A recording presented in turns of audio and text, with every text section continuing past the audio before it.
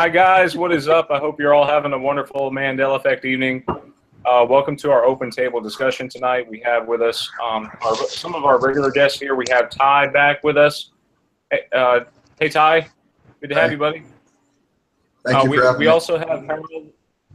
Huh? Hey. It's good you're back. We can't seem to get rid of you, right? I'm kidding.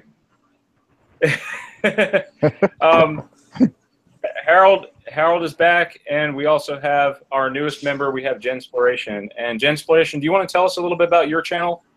You've got. Oh well, you know, it just explores the Mandela Effect, which I find to be one of the most interesting of the so-called conspiracies, because it's something that we see and experience every day on a first-hand level, so we can kind of substantiate it for ourselves. It's not as much speculation. I mean, it still is, but yeah, so it's just basically my casual little channel, and I like to just open things up to discussion. So that's pretty much it, I guess.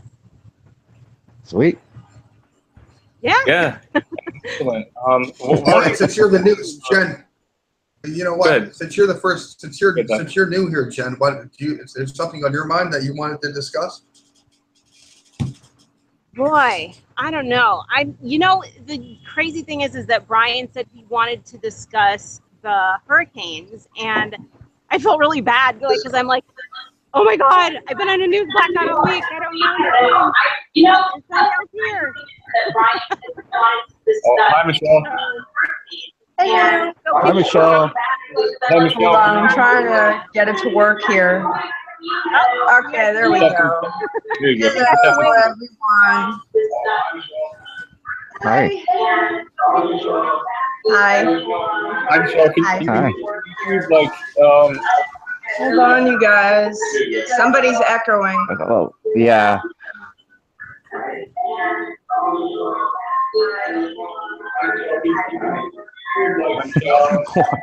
Hold on, let me see. Okay. I think you got it. Oh. That sounds much better. Wow. Yeah.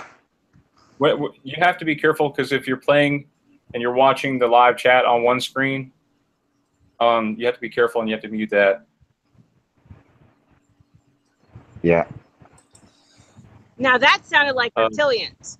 Yeah, right? I'm like, that was some freaky stuff. That's all. Yeah, right there. Oh, So go ahead. What were you saying now, John? Oh, no. Well, you had said that you wanted to put my panic for a split second, because I wasn't following the news as much as I should, but I was able to look at some videos. I know a lot of people are talking about the whole Walmart thing, you know? Yeah. The joke is, what are they going to do? Force people to shop? Like during church, here, let's go shop. But anyway, I want to know what you guys, I mean, if you want to talk about that, I want to know what your guys' take was on that. For now.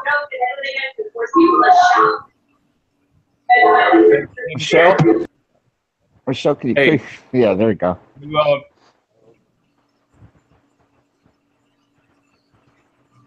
Oh man, if the Harley convention passes by here, you guys are in trouble. That's, right? That's going to sound like a demon growling, I think. Yeah, I know. No, it does. It totally does. Yeah. Yeah. I've heard a lot of stories about the Walmarts down in Florida, in Texas. I've heard that they've been set up for FEMA camps in case of disaster. And, you know, I can't really, I mean, again, not experiencing it firsthand, I can't really speak to whether it is or it isn't. I mean, I've seen a lot of videos about them set up with fencing and razor wire and military vehicles. And, you know, I've heard stories allegedly where, you know, people have been taken there. And specifically, I mean, one story I heard came out of, I think, South Carolina. It was either South or North Carolina. I think it was South Carolina, in which they rounded up all the homeless and they took them to a FEMA camp and they chipped them. They chipped all the homeless people. This was, again. I'm not. I heard I don't want to be. Go ahead. Go ahead. I don't want to be the dissenting opinion. I don't want to be the dissenting opinion so quickly. So there's no point. There's no reason. There's no reason to send people to Walmart for FEMA camps if they go there already. All you got to do is lock the door. They're there. The point is that there's no advantage for a FEMA camp at Walmart. Okay, that the best imprisoned people are to put people in a prison when they don't know they're in prison. And that's what I think is actually going on. I think this is just sensationalism thing that FEMA camps at Walmart. I really do.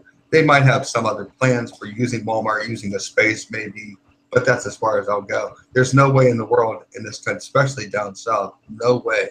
Texas, good luck with that in Texas, putting people in FEMA camps in Texas. Here's what I heard.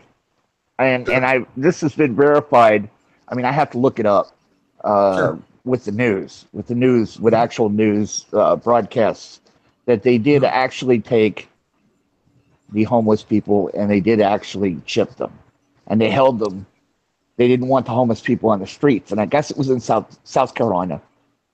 I have to look it up to be 100% sure, but I do remember that they actually chipped the homeless people. Now, for what reason? I can't, I can't imagine. Maybe just to know where they are. No, I think it's more like pigeons. They want to use them like pigeons. No, they probably had. If they did do it, I'm sure they had some reason to do it, some study. Maybe they paid them money. Maybe they signed paperwork, something. But I really don't. I heard it was forced.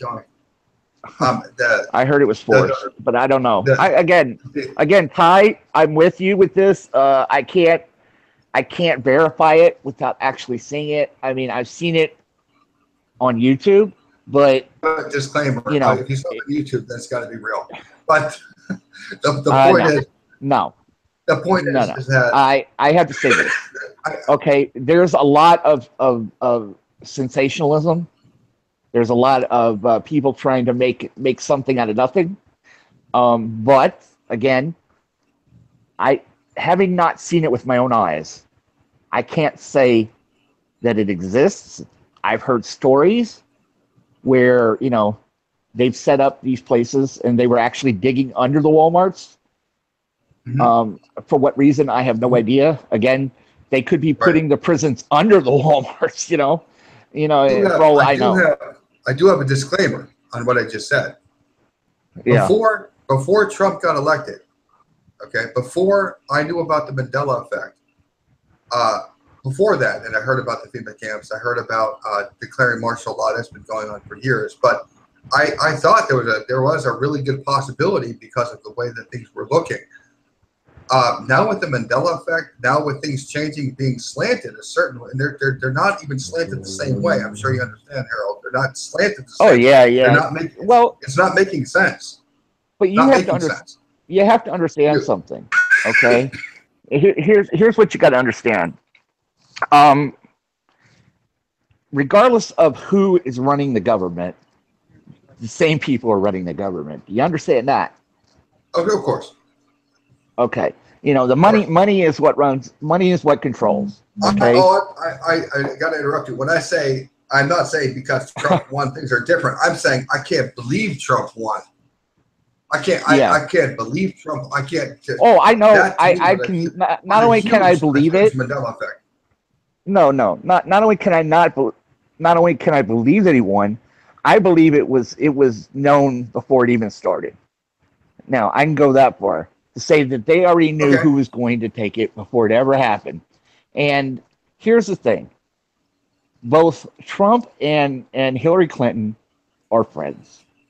Okay, regardless of what dirty Hillary, crooked Hillary, terrible Hillary, whatever you want to go with. Him and her were friends. She was front row center at his wedding. Okay? It's not like they hated each other. It's not even like they dislike each other. Okay? And regardless of what is out in the public, how she's so shocked or he's so shocked, both of them are friends. Okay? And I believe that it was known way ahead who was going to be president, and again, regardless of who's running the presidency, the same people are running the, you know, they're running the government, they're running the world. You know, it's not, and so based on that viewpoint, I can say, you know, can there be FEMA camps? Yes, there can. Is there not, you know, I believe there can you know, is there not Homeland Security hubs all over the country that are running themselves? Yes, there are. Did they change just because Trump got in office? No. No. Not really. No, I think things have changed in the Mandela effect. And what is your take on the North Korea? What's your take on the North Korea situation? I believe that the North Korean situation has been planned for several administrations. Okay, they've set it up in such a way. Well, I'll tell you. I'm glad you asked. I think that there has to be a way to create a situation where they can eliminate the government, where they can bring in martial law, where they can set up a situation where the New World Order can happen. Okay, a one world government. And I think that, you know, North Korea would be a starting point. It wouldn't be the point. It would be a starting point towards that. You know, they were training Russian. They were training Russian troops in Denver, Colorado. They were training Chinese troops. They were already training. They've been doing that since the 90s. Yeah. Since the 90s, they've been doing that. Yeah, but they've been training them on U.S. soil. So it's not like this is a big surprise. As a matter of fact, it wouldn't even be an invasion. Because, quite honestly... It's not an invasion. If we invite them in, it's not an invasion. No, but I'm saying, quite honestly, we have one... The people that are running the world are the people that would be controlling it all. Okay? So it's not like they're, you know, going to invade. All they would do is they would go in and change what it is to what they want it to be. That's all. Okay, so they may nuke this and that. Decrease population? Decrease population, change things in such a way that the American people would welcome a new world order, welcome a government to turn the lights back on, to re-establish a society, you know? See, if that were true, I understand what you're saying, but if that were true, I thought it would be more ripe under Obama and certainly more ripe under Hillary Clinton. No. I'll tell you why no. Because nobody would believe that Obama was a strong leader, okay? They would believe that Trump is. They would believe that Trump would you know, go to war with North Korea, or, you know, I mean, nobody would believe that Barack Obama would have. That was actually the first thing I worried about when he got in office. That was the first thing I thought, oh my God, you know, the way they played up both of their personalities is kind of these erigocentric. That's a new word I just made up right now. Erigocentric madmen. And it's just so funny because Kim Jong-un, he just looks like this happy, smiling baby who's like not even there. So a part of me just feels like this whole thing is just a bluff, you know? Yeah, of course. You know, and, you know, they're playing it up. And I'll tell you the way it could happen, theoretically. Theoretically, they could, you know, either blow off a nuclear bomb or some sort of EMP to knock out our electric system. And that could be the start of it. That could be how it would begin. You know, now nobody would believe that North Korea could defeat the United States, but if they start popping nukes, you know, here and there, left and right, you know, they could, you know, pretend that China got mad and got involved. They could pretend that Russia got mad and got involved. And then ultimately, both of them attacked the United States. You know, our society. Looking at the military background of versus China and Russia, this is not Vietnam. This is not Afghanistan. I'm firmly believing that if we went to war, conventional or otherwise, with Russia or China, we would win convincingly, because the United States is that much stronger, that much more capable than they are. Oh yeah, we just absolutely. So there's nothing that they can do right back from that immediately, because the United States is just so overwhelmingly powerful, and that the anti-American sentiment that you hear so much has a lot of teeth when you realize how powerful the United States is, both militarily and financially. We have a lot of. Yeah. I know that we have a great national debt. Our GNP is more than what, 6 or 7 of the next highest combined. Is that what we have? We make more money. We have a better way of life. We have everything. Now there are places that we need help in the education and the healthcare, but we still is the best country in the world, of course. Yeah. Do you want to go live in China? Thing. No, you know what I mean? No, but no. But here's the thing. Now that being said, let's go back to who's running things. Okay. Ideally, if we were in a republic where the president actually ran things and the Congress and whatever, then yeah, what you're saying would make sense. However, we're not. Okay, we don't live in that place. Okay, the reality is we don't have a republic. What we have is we have a controlled environment where we think we're free. We're not corporatocracy. Free, okay, it's a corporatocracy. Yeah, you're not free. Well, you're not free. You don't own your house. You think you own your house, but they own your house. Try not paying your taxes for a few years and see what happens.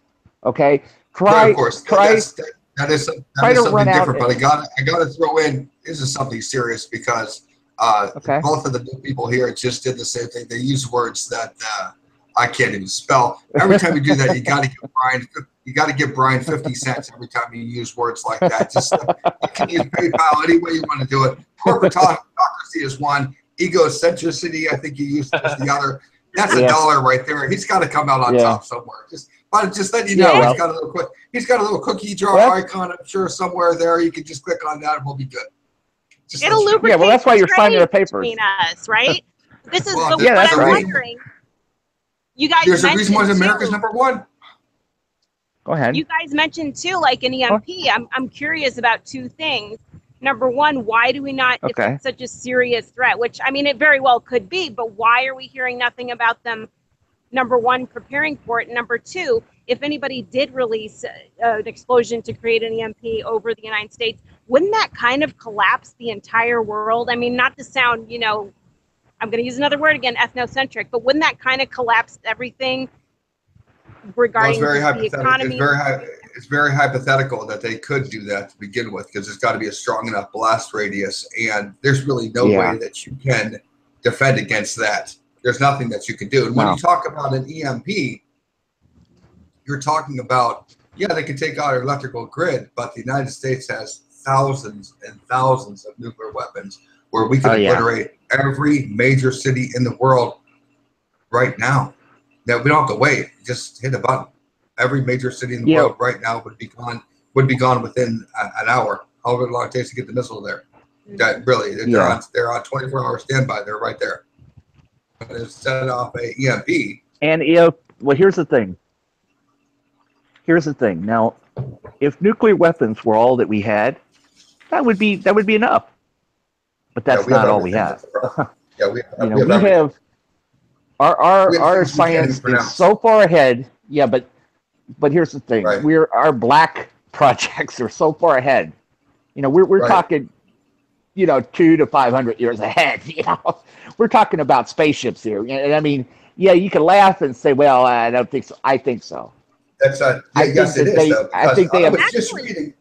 Yeah, that makes sense. Moore's Law and everything. What was it like 15 years ago, I started to get into this stuff, and they were saying we were 50 years ahead. So absolutely, I believe that. I was just reading. They're way ahead. I was just reading out of Great Britain, as you know, as our one of our strongest allies, if not the strongest ally we have next to Israel. Okay, Great Britain said military strategy, talking about North Korea, and not to speak for the United States. They said, and I'm paraphrasing because I don't have it in front of me, but their military is light years ahead of ours.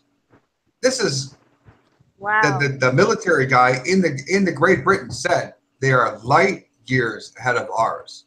And they're not even a warring country per se.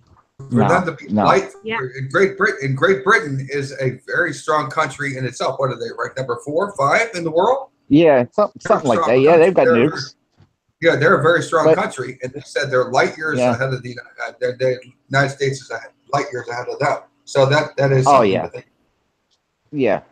Well, here's something I heard of. Here's a story I heard of from back in the Gulf War, and I don't know how old everybody is, but I remember the 91 or after 2000. The 2000 and the Gulf War back then, but the one with Bush, okay? Right. George Bush Jr. What happened was they both were Bushes. Yeah, both Bushes did it. Yeah, well, Jr. W. Well, the story was they were talking to some Iraqis, and they asked these Iraqis, why was it that all the Iraqis so quickly were willing to surrender and throw their hands up when they saw the U.S. military come in? And they said they saw a beam of light come out of the sky and hit a car and obliterate it out of nowhere. They said it was just a beam of light came out of the sky, hit a car, and just demolished it. It was gone. They said after that, they realized that nothing they could do would stop these people. Right. You know, if they could knock you out from outer space. So they just surrendered. So they were actually, these guys were surrendering to helicopters. They were surrendering to anything. Anything they saw, they were just like, we give up. You know, we're done. We give up. We're not fighting. Don't shoot us. You know, basically. They said that our military was moving so quickly that the guys were trying to surrender to them. They said, you know, just walk to the back. You know, just keep going that way, and we'll get you in the back. You know, they couldn't even. They were surrendering to them constantly. Right. You know, after that, because the U.S. scared them so bad, they didn't even want to. You know, there was nothing they could do. You know, when you see lasers coming out of the sky, you know, that's a game changer right there. I had a theory for a brief moment that, and I don't know if it's true or not, but I had this theory for a brief moment that the reason they have X-Files on TV and that they're pushing the alien agenda is because the aliens are us. It's like all that technology is ours, and we've got to keep it top secret, so why not? Yeah, sure. They just keep saying, it's aliens. It's aliens. Sure. Harold, are you of the opinion that our technology came from aliens? I'm of the opinion that our technology may well have come from another reality, not an alien, from another dimension maybe, because we've got D-Wave computers right now that are basically tunneling into other realities. Okay, so I suspect that if they're other us's, then they're probably sharing, you know, information back and forth. You know, they're making it like they're taking information from them and that's it. But no, I think it's a equal sharing of information. So I suspect they're getting. So Harold, if I could pick your brain just for a second, only because you and four other people understand this stuff, so I wanted to ask you. So you're of the opinion that the D-Wave computers. I'm sorry, I'm not. There we go.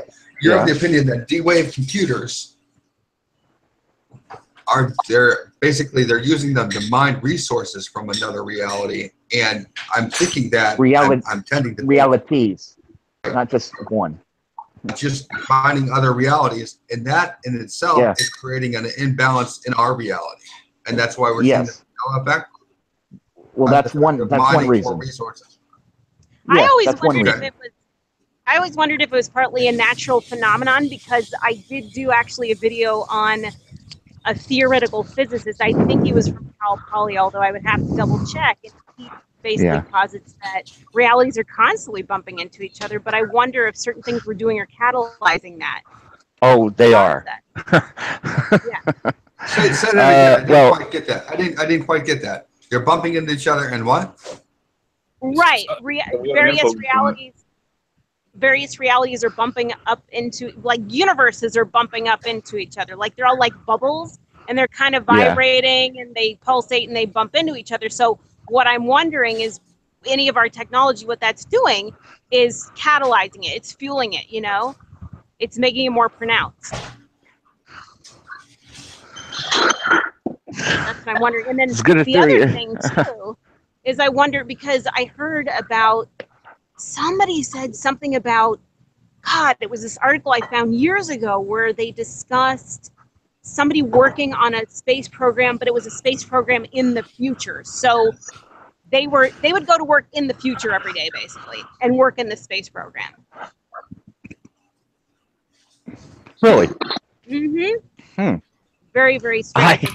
Like the future. Yeah, I never heard that. I never heard that one. Yeah, I never heard that. And I would tend to think that would be very, very in one's body, because I just think it would be. Okay, my question back to you, Harold, again, for the D-Wave computers. Yeah. My question is, what is your philosophy? And Brian, you've heard this before too. Okay. Why would the affected, those people that see the Mandela effect, why do we see it? Why do those people see it and others don't? Okay. And so the question underneath that question is, are we who we appear to be? Are we who we really are? Okay, so basically, our consciences. Ty, you just asked 3 different questions. Okay. I know. I'm sorry. I'll take coffee. It's cream, okay. Cream and sugar. Thank you. Thank you. Yeah. The first question I'll take. I think that we're shifting realities, and my perspective is this: I think that the Mandela effect is a combination of things. It's not just one thing. You know, if it was just one thing, then we could just nail it down. But I don't think it's one thing. I think we're dealing with multiple things. I think that one thing is, I think that CERN is mining other realities with the D-Wave computer, and they're bringing back energy with that D-Wave computer, which is imbalancing our reality. And they're also in contact with other realities. I think that the second thing is that CERN is using their collider to breach barriers between different realities. And I think that each time they breach a barrier, we experience a shift, a reality, in which, you know, our world changes a little bit. Now, it's changing a little bit because the realities that they're breaching are close to us.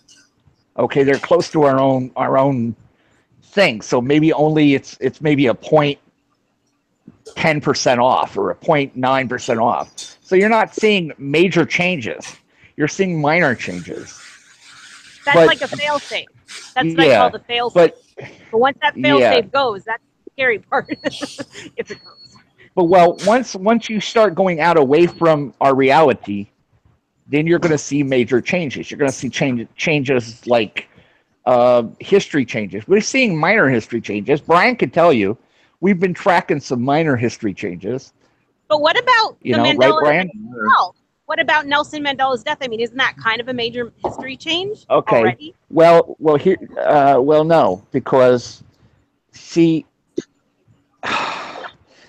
that's one thing that changed. One thing, it went from him dying in '88 to dying in 2013 or 2000, whatever. But right, and then going on to lead South Africa. That's not a major, but that's not a major. I don't see that as the most major change. Okay, because when I'm talking about major changes, I'm talking about complete history changes. Okay, I'm talking about the Nazis won World War II. I'm talking about we're not in the same place anymore. I mean, even right now, our world is somewhere else. Yeah. I mean, that's a major Orion thing. Orion Spur, Sagittarius arm. Which one? Oh, is it? Yeah. Speaking of which, guys, have you heard? Go ahead. Have you heard about Ophiuchus? It actually, I remember it being discovered in 2011, the new 13th sign. Ophiuchus? Yes. Oh yeah. Yeah. Now it's been discovered in 2009, and I'm wondering what the crap. Really? So now it's been discovered in a different time? Yeah, 2 years earlier. Didn't they say that had something to do with Planet X or Nibiru or something? That would be interesting if it did. Well, I'm not really sure. Me and Brian have been Brian. I don't know. I mean, you could tell Tell everybody about the moon.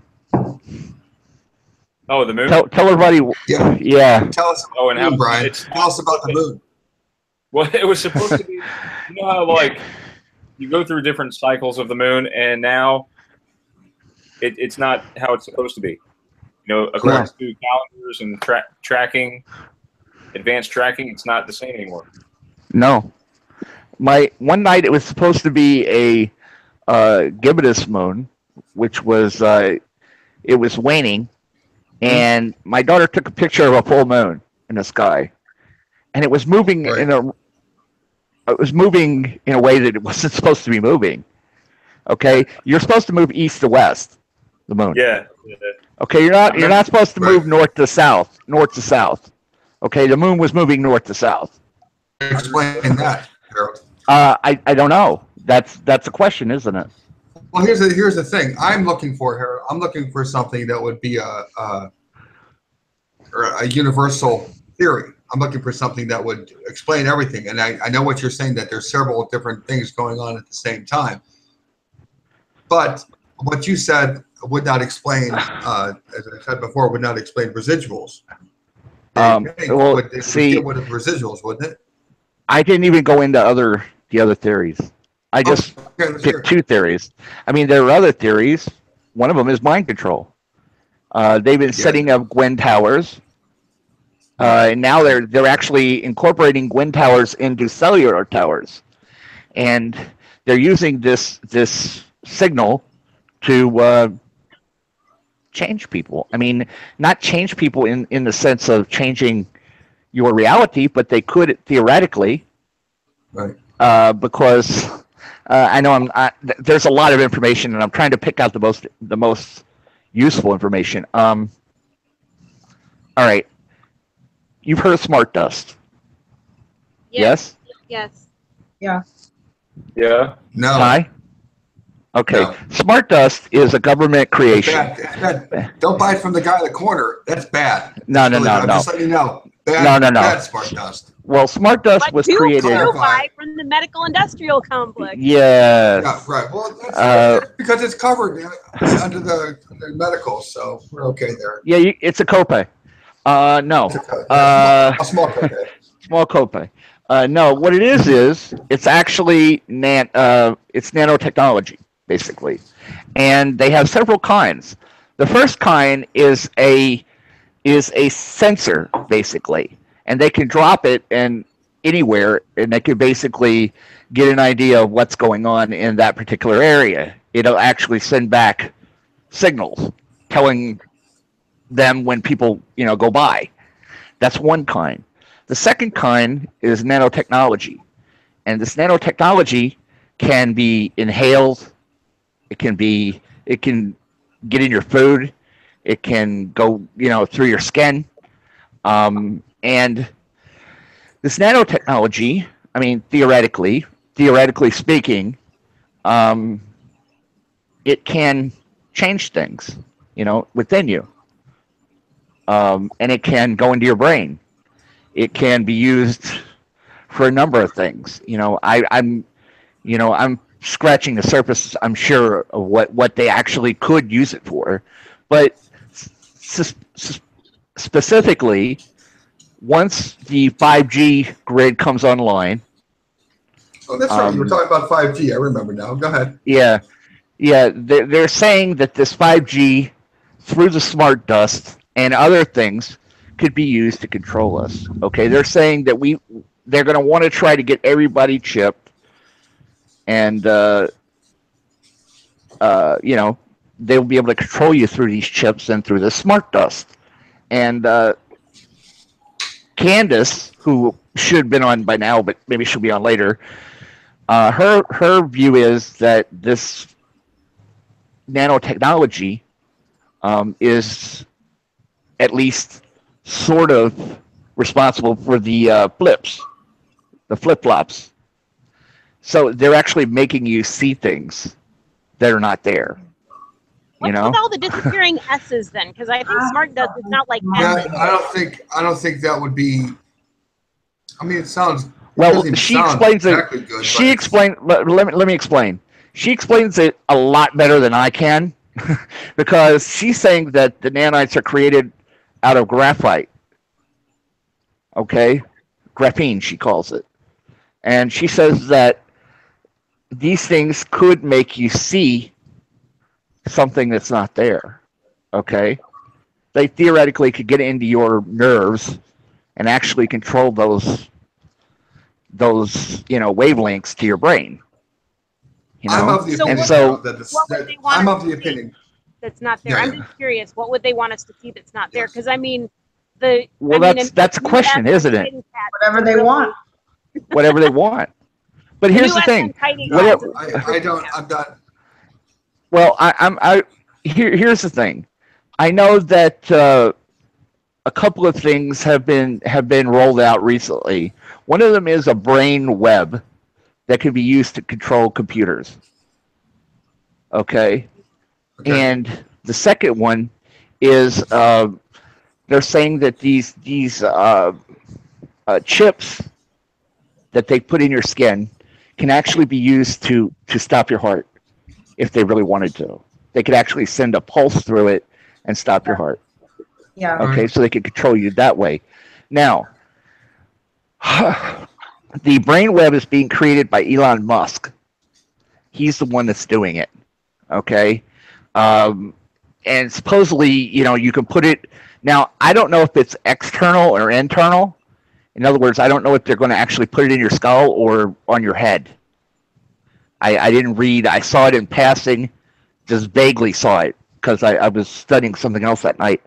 But Elon Musk says that with this webbing, this brain webbing, you can fully control a computer with your this mesh. You can control a computer with your mind. Okay, but what he doesn't say is, could they control your mind with the computer? That almost sounds like the New Age movement. Like the whole New Age spiritual thinking is like, oh, think positive and positive things will happen, think negative and negative things will happen, when in my observation I don't see that happening for a lot of people. But no. They're trying to prime for that. A lot of targeted individuals have basically pretty much proven that, this technology, at least in part, exists, okay? They can bounce sound off your skull, basically. It's called ultrasound. And they can cause you to see things. They can cause you to think things. They can put voices in your head, make you think demons are talking to you, okay? Or angels, for that matter. They can control your heart rate. Yeah, they can control your heart rate. EEG cloning is what it's called. Yep. Fascinating. They can do that. Wait, go back. So EEG cloning, that's what they call it? Yeah. Yep. Tell me more about that. Heartbeat, and I was at the ER about 3 weeks ago for a wasp sting. I was starting to my heart was starting to skip. And I asked the nurse, I said, out of curiosity, is this normal for me to be going through this? And he goes, oh, it's normal to have your heart skip as long as it's in a certain rhythm. I was like, huh? That makes no sense. That's not a normal answer. No, you're not supposed to have a skipping heart in the ER, and they're not going to say that. The question is, what's his name? Eddie? And was he carrying concrete? That's all I need now. Harold, the point, I like to hear what you have to say, because these are all different theories. That's the idea. Yeah. The missing point is the reason why they don't have to go to all those great pictures. I can explain some of it, but you're not going to want to hear it. I can explain some of. No one's ready for it. Go ahead, Ty. You understand? It's simply a matter of control, and I am one that believes that the powers that be already have enough control over us. That's not the control. That's not control, though, Ty. That's not what we're talking about. Why would they do it? I mean, they're taking over our computers, which they can do already. All right. Let me explain. What would be the purpose of them doing it? Okay, I'm gonna tell you something. It's gonna sound kind of well, no, it won't. I'm a strange guy, but God, I mean, I'm not that strange. Okay, all right. All right, now. The military-industrial complex right now is in a race to get antimatter. Okay, they're in a race to get it, and they want antimatter bombs in the worst possible way, because antimatter bombs don't leave residual radiation. They destroy everything, but leave no radiation whatsoever. Okay, so basically, they can blow up, they can take out, whatever, and your stuff is still there, and it's not radiated. I'm sorry. So, don't antimatter bombs, in theory, also make a hole in reality? Not necessarily. Theoretically, it depends. I think no. do. I mean, no. It doesn't actually. It depends on the yield. So you're talking about yields here, and they can use a little bit of antimatter and create what they could do with a nuclear bomb, basically. Okay, so it's way more concentrated, but that's not the only reason they're going for this place. Because what they're going to say, I thought for sure you were going to say it's way more safe. No. That's okay. No. It's not way more safe. It's way safer. Here, there are some other side effects to antimatter. Okay, the most prevalent side effect is that because it's from somewhere else, basically it attracts other things. Okay, so they can't store it just anywhere.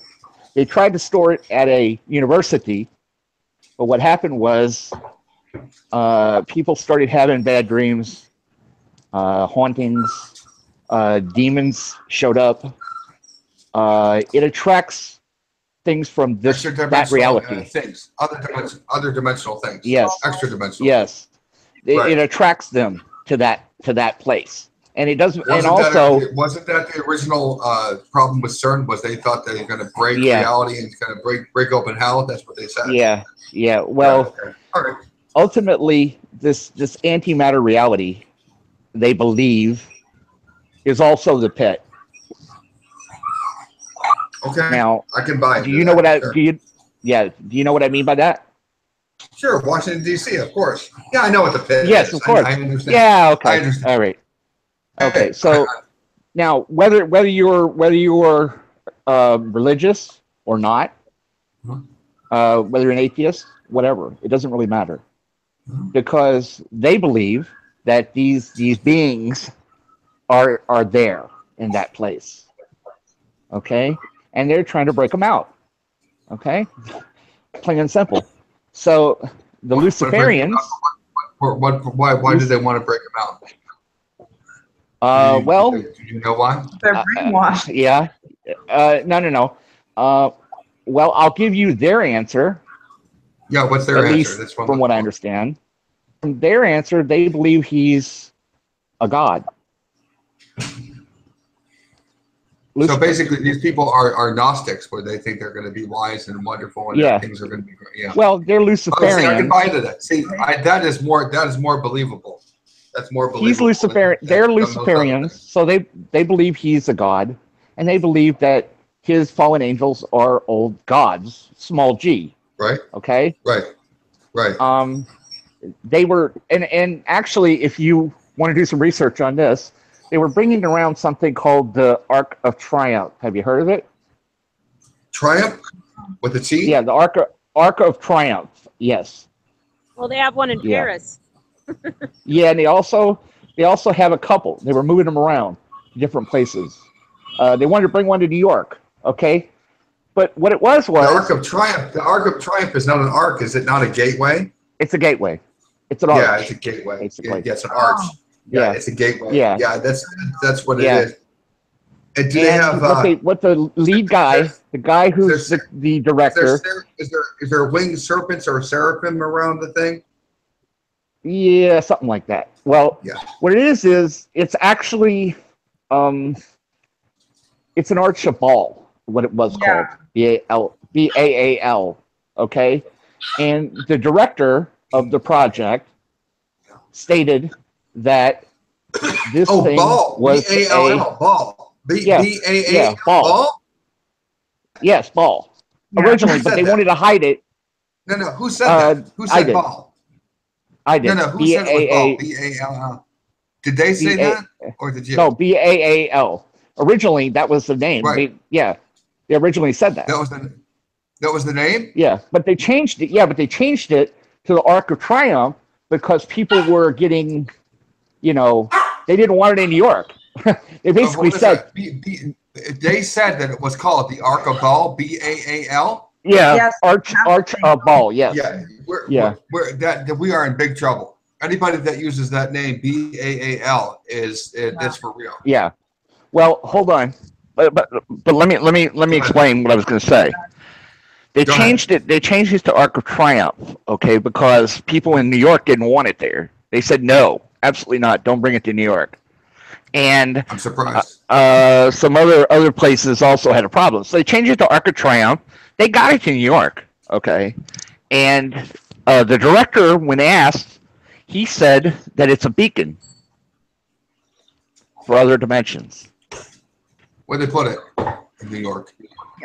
Yeah, that was a few years ago. No, where did they put it in New York? Near the UN. I think it was near the UN.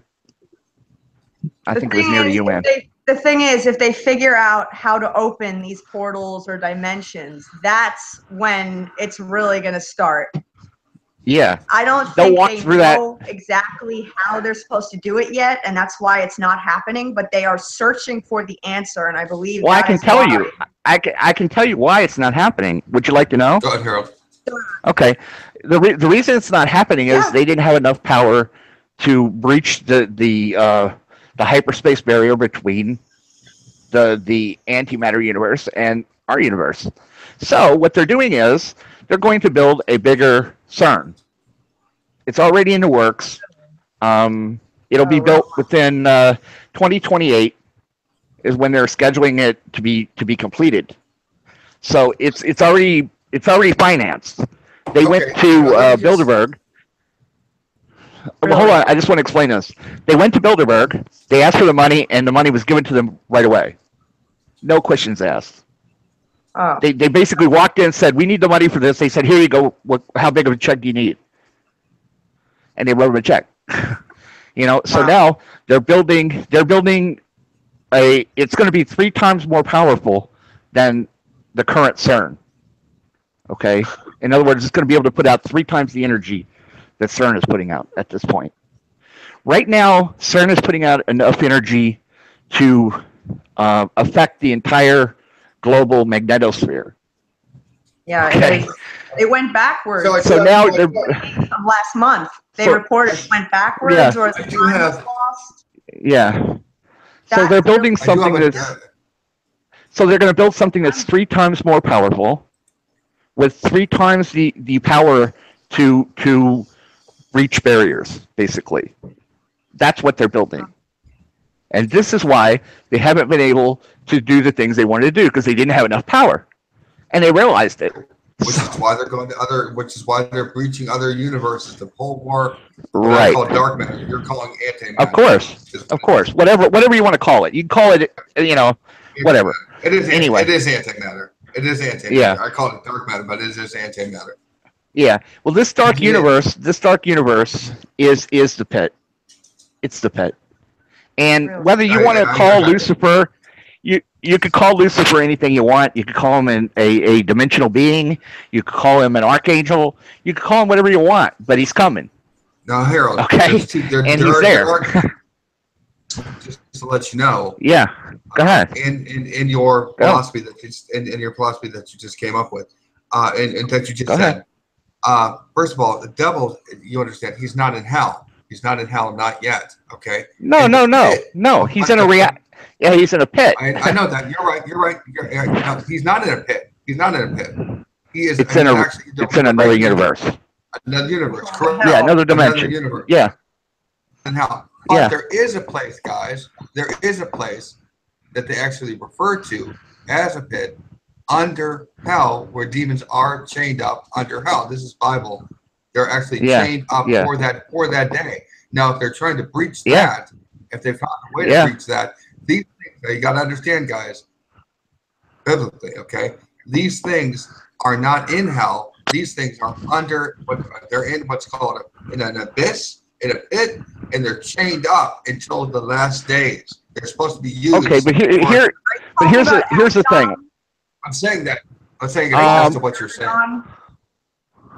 No, but Abaddon's supernatural, right? Well, here. Let me explain. Let me say something to you, though. I know, but let me tell you something here, and this is my particular viewpoint. I don't know if it's true or not. Again, theory. I think hell is another dimension. It is, to be honest, and I think that this dark dimension, wherever Lucifer is the pit. I don't know if it's the pit or a pit, but he's somewhere bad. Okay, it's not good for him right now, and he wants out. I'm guessing at least the way they explain it is everything is on fire. Everything is not good there. So I'm pretty sure he wants to get out of there. Reminds me of Voldemort from Harry Potter. Like, he really needs a body. Yeah. That's being reflected in literature. I don't know. I think that this guy's going to make Voldemort look like a lamb compared to what this guy's going to do. This is really fascinating.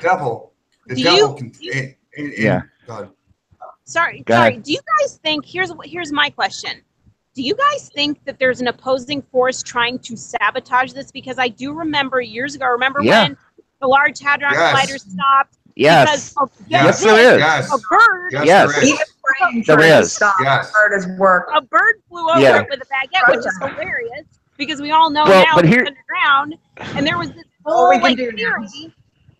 Actually, there was an article, and I want to say it was like the New York Post or something about CERN or the Large Hadron Collider being sabotaged from the future, and I thought it was so fascinating. Really? Yeah. Yes, and this was really Harold, your religious point of view is agnostic? Huh? Harold, are you agnostic? Me? No. Yes. I'm Christian. So you're okay. I'm Christian, but my view is the reason I say whether you're agnostic, whether you're an atheist, whether you're a Christian, okay? Because regardless of what you are, okay, this is going to take place. Okay, it doesn't matter whether you believe he's an archangel. Okay, he could just be a dimensional being, as far as you're concerned. But he's still going to be bad, okay? And it's going to be really bad when he gets here, okay? So whether you believe he's... That's a complete misunderstanding. That's a complete understatement. No, the devil. Complete understatement. Yeah, I'm not laying it all out here biblically. I'm just saying that when he gets here, it's not going to be a good thing. But there's the key points that suffice it to say, I believe that things happen for a reason. I think that God through absolutely. Through permissive will, God's allowing this stuff to happen. But of course, I've read lots and lots and lots of material, and I'm saying, Spurgeon. Have you read Revelations? Let me ask you a question. Have you read Revelations through and through? Yeah, of course.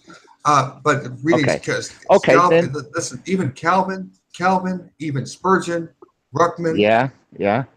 Okay, no one, not even hinted at, even the Bates or Tex Mars or anybody ever even dreamt of the Mandela effect. No one even there's not even on the map. No, it's so far off. It's so far off kilter. For the Bible to change the way that it's changed, no one would even they didn't even guess it. But here's the thing.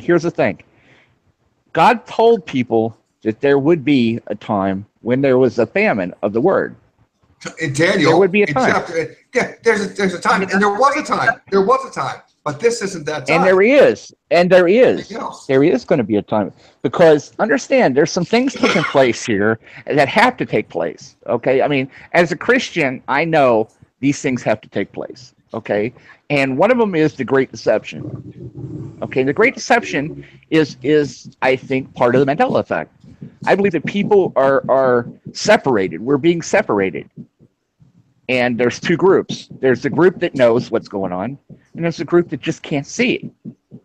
Okay, they have no idea. You could tell them to their face, and the next minute they forget it. It's like they can't hold on to the information, and there has to be a reason. They're on a lower consciousness level. That's the thing, Harold. They're on a lower consciousness level than we are for some reason, and they can't rise above and get on. There are several points that you just went through.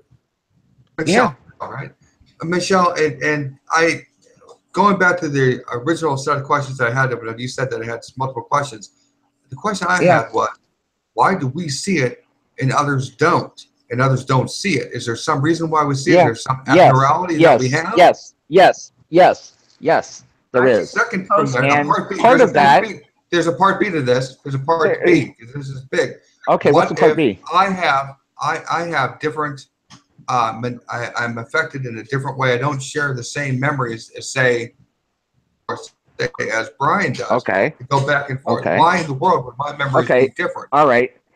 I have a couple of viewpoints on the subject. Okay, and I can't prove any of them, so I'm just going to throw them out there. The first thing is, I think that people that aren't Mandela affected are being through mind control. Through TVs, through different kind of waves coming from towers, they're being held away from it. Well, not only that, but they're also being affected because of the Mr. Smith effect. Well, that's the sheeple. Yeah, well, that's part of it. That's part of it. But also the next part of it is that we're being chemtrailed. And they've admitted that part of that chemtrail is lithium. Okay, now lithium is a drug, basically, that'll control you. And basically, So I think that they're mixing the waves with the drug, and they're controlling people. Now, why doesn't it affect us? Let me explain. There's a certain part of the population that drink too much coffee. Yeah, they drink too much coffee, or no, they're just not affected. Okay, now whether it's because you're saved, I don't know. Whether it's because God chose us as a people, I don't know. There's a big question mark here. I don't know. I don't know why we're not affected, but we aren't. Okay, now the mind control stuff I can prove. This much I can prove. There are Gwyn towers, okay? They exist. That much is true. As far as the mind control abilities that they have right now, well, I can prove that by patents, basically. They have patents on all of this stuff. So it's not theoretical. I mean, we can show you the patent where they have, beam to skull technology, sound to skull technology. They have it. Okay. Knows about this. They knew 20 years ago. The KGB talked about something similar to this. That one day we were going to wake up and reality was going to change, and there was nothing we were going to do about it, and that was going to lead us into one world government. Yeah. And we thought when they said it was a political. Yeah. We thought it was political, but it's not political. Yeah. It's not political. Hey, you guys. I think there's a weapon. Go ahead. I'm so sorry. I'm so sorry to cut in. My phone is like dying, and this conversation is fascinating. But just one thing I want to ask before my phone totally dies. Just as a coda to this, maybe an upbeat coda to this whole conversation. So we talked about possible sabotage of what you're saying is going on. Who do you think is doing it, and how? Yeah. Well, I think that there is a ruling class. Mostly their religion is Luciferian. They're not centered in any one part. They're all over the place. They're in Hollywood. They're in control. They're in the colleges. And who's they're in the fighting government. against them? Who's fighting against them to try and stop them? Right now, it's Trump. Well, trying to defund these people. Yeah, but here, I have to say something now. I have to say something. I think he's part of it. I have to be honest, because here's why. You know, him and Hillary are good friends. Mm-hmm. Okay, and he said a while back, about 10 to 15 years, 20 years ago, that if he ever ran for government, he was going to run under a Republican ticket because Republicans are stupid. they'll elect him. And he did. He went from being a Democrat to being a Republican. He ran on a Republican ticket. And, yeah, Republicans backed him. Because they thought he was going to be... Say that. That was like a misquote. And if anything, Republicans aren't stupid. But here's the thing. Here's the thing. All right, regardless. I'm saying nobody's stupid. You understand? Nobody's stupid. Well, yeah. But regardless, they thought he was going to change things. Part of the deal. And the honest, but they thought he was going to change things, and he's not. Okay, he might have said he was, but when push comes to shove, you will see nothing will change. Oh yeah, nothing is changing. The reason nothing's going to change is because he's not in control. He's not in control. It's the people that have the money that are in control. Right. And they want things to be a certain way, and that's the way it's going to be. Okay? And regardless of what anybody else says, that's the way it is, you know? And I mean, I hate to be, so blunt about it, but that's just the way of it, you know? And once we realize we don't have rights, once you realize you're not in control, once you realize you're not in charge, and you're just a slave to the system, then, then you understand where you stand. That's a starting point, okay? That's a starting point. Then you understand that everything you were ever taught is basically wrong, okay? That you don't live in a free country. You don't live in a free world. You don't, this has been controlled forever, okay? It hasn't changed. The people that have been in charge forever. Their families have been in charge. So they're the ones. But who's trying to write it? Because you guys said that you think they're trying to sabotage them looking for what we were talking about is God, okay? What we're talking about is, the powers that are. The powers that, certain things have to happen a certain way, okay? But after that, then we know what's coming. We basically know how it's going to turn out, okay? The bad guys lose in the end, okay? We know that. But we have to get from here to there. And we have to walk through this crap, And I don't know why we know on us. Yeah, I don't know.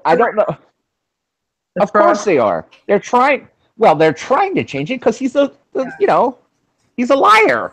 And he's a great deceiver. And, we're in the great deception right now. So, yeah, he's going to change the story.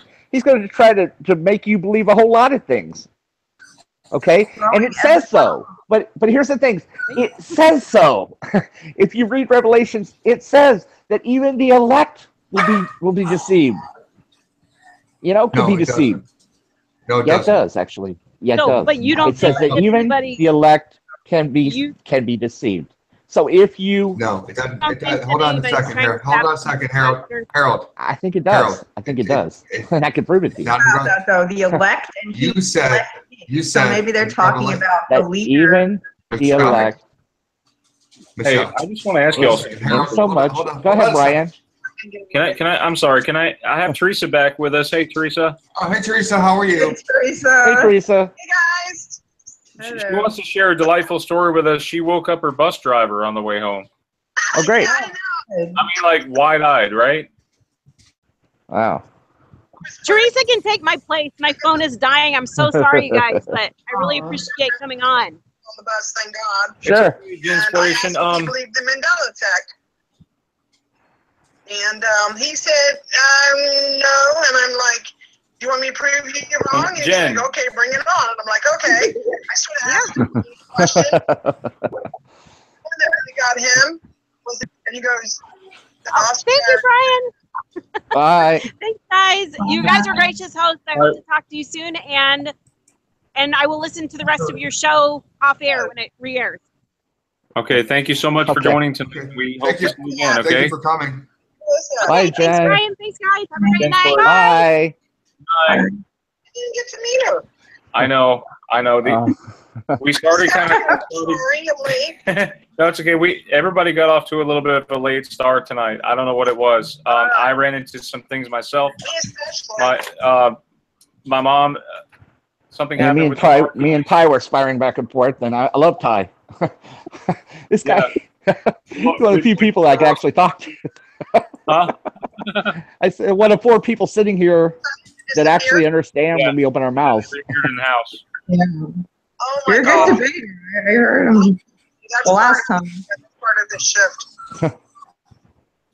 Yeah. What have you guys been talking about tonight? I'm sorry, I missed everything. We've been kind of just rambling around talking about different topics or whatever. But Okay, and I can tell you, Teresa, if you want me to give a quick rundown for you, MEH, meh. I'm sorry.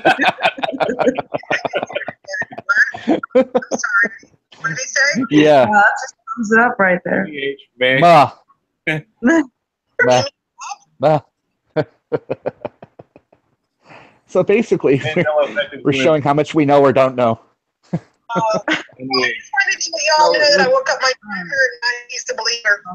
I literally turned Okay, great. Seriously. Sweet. Now you've got a bunch more to wake up. I wanted to That's ask. one. I wanted to take a lifetime. And how long did it take you to wake him? How many Mandela effects did you have to show him? What was his limit? Showed him was the Monopoly man. The first one, he goes, I remember the monocle. I said, no, it's gone. And I make a joke out of it. It's gone. I make it like fun. I don't make it so serious. No, his eyeglass Never existed. He never had a monocle. Remember that? I don't get it. I did it for Breeze, and he's like, oh, I remember 2 E's. I'm like, nope, the other E ran away. He's like, what? So I did the big ones, and the Fruit Loops, which is weird. He didn't remember FRUIT. He remembered the 2 O's, and I'm like, no. I said, look online to Fruit Loops, the donut place. There's a donut place called Voodoo Donuts in California and Oregon. I said, look it up. Look at the menu. I said, Brian and I did a live call to these people, and they remember Fruit Loops UIT. He's like, okay. And the last one I did was the Oscar Mayer Wiener, and that's the one that hit hard. And then he started telling me his ribs were hurting. I said, do you want to know about your kind of looked at me. Oh, no. You didn't. You didn't spring that on him. Oh, you're mean. You're mean. Springing that on him. Did you tell him about his skull? And you know what? I literally got off the bus. Did you tell him? Did you tell him about his skull? Did you tell him about his skull? I literally woke him up that fast. Don't mention the ribs. It's not the heart. Yeah, about the heart. Yeah, the heart. Yeah. I mean, that's more sense. That's a scary one. Worse. Some of these effects can get quite personal. Okay, Yes. like we know that now there's been a risk change. Apparently, in the last week or two, I Oh, the wrist. don't know if it's just been me, but What happened? well, So Harold, I feel like my arms are stretched out longer. Like, They are? has anybody had any like? number 2, you got I'll a big show you. bump on your wrist Yeah. now. Okay. Are you Well, that could explain that. this part here? I was going to say that could explain why my hands keep touching my knees. I was wondering why I was walking like a caveman. Well, you probably have. No, I'm just when I had scoliosis. I wanted to give a change. I went back to normal. Nope, still there. You guys feel your wrist right here when you bend it down. There's a bump here now that wasn't. Okay. Feel it. It wasn't there before? That was not there. There is. I don't remember. But Isn't that weird? I don't know. So it doesn't count. Okay, so let me ask you this: so if there are two bones, there are two big bones inside the arm bone here. Yes. Arm. What is this then? What is this on the top? It's like there's a third bone in there now. It feels weird. That's my watch. You remember because you wear a watch. His watch. More Yeah, recent. Weird. Okay. The tragus in the ear. The tragus? Yeah, feel along here. The little piece of cartilage right here. Yeah. Pain Yeah. Here. Triangle. Hey, don't that's know. weird. I've been Does having it feel weird? pain. What's that? Right. What's that? I mean, It's like welcome. tinnitus, but it's not. Migs, welcome. Hi. What's up, guys? Is that who I think it is? Hey. there's Teresa. Yes. Hey. How's it going? All What are right. you guys up to? Oh, we're just talking about some body changes. This is like perfect because it's your Is that subject. really her, or is that a Mandela? Oh my goodness. I just bought 2 huge textbooks on human anatomy from my local veterans discount store. I made my dad go with me. Yeah. Oh my God! I watched the Bible. Oh my God! Tell them about that. What? So, Really weird stuff that you talked about in the Bible changes. Some SEXUAL stuff. Oh, Yeah. goodness. Makes know who everybody is. It's, you know what? I bet whoever, Yeah, she does. whoever the Satanists are at CERN, they just love to watch Christians, spiritual Christians, have to say these changes. I bet they love watching us have to talk about them. You know what I mean? And say them out loud. I bet they have a sick get off to it. I hate that. Paps. You won't be the first person. Yeah. Your last one about Paps. I saw that one. Now, Megs. Yeah. I've seen your videos, and I mean, I was so heartbroken for you. I mean, it was terrible. It was terrible. Are you? I felt bad. Yeah. I felt Yeah, that's bad. high. I felt bad. Oh my goodness. I felt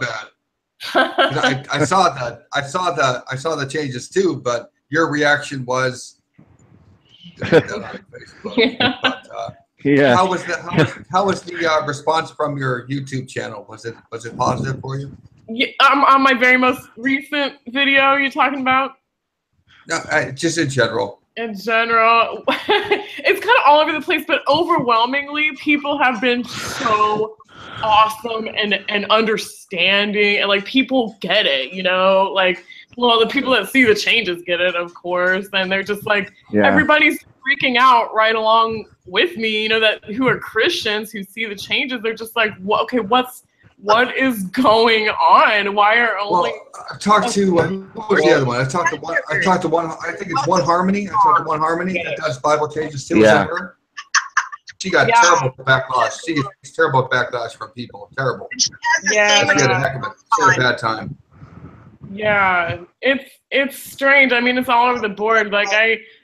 I kind of just go on autopilot with deleting all the nasty comments. So it's almost like they just don't even register for me anymore, because I really don't know if they're robots or shills or AI that's just programmed to write this stuff. I don't know.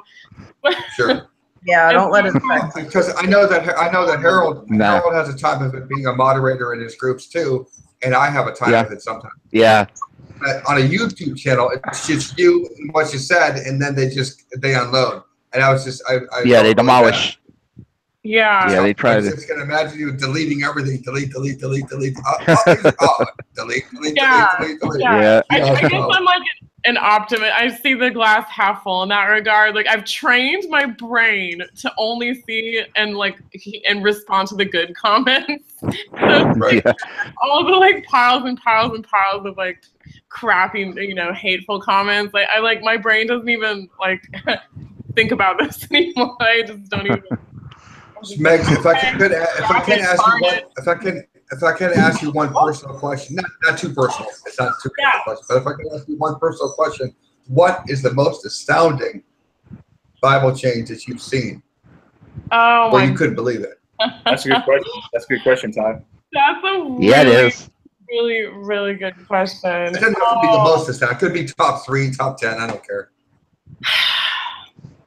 Okay, well, the most recent one is definitely one of the top 3 for me. Like okay, this is in reference to Jesus.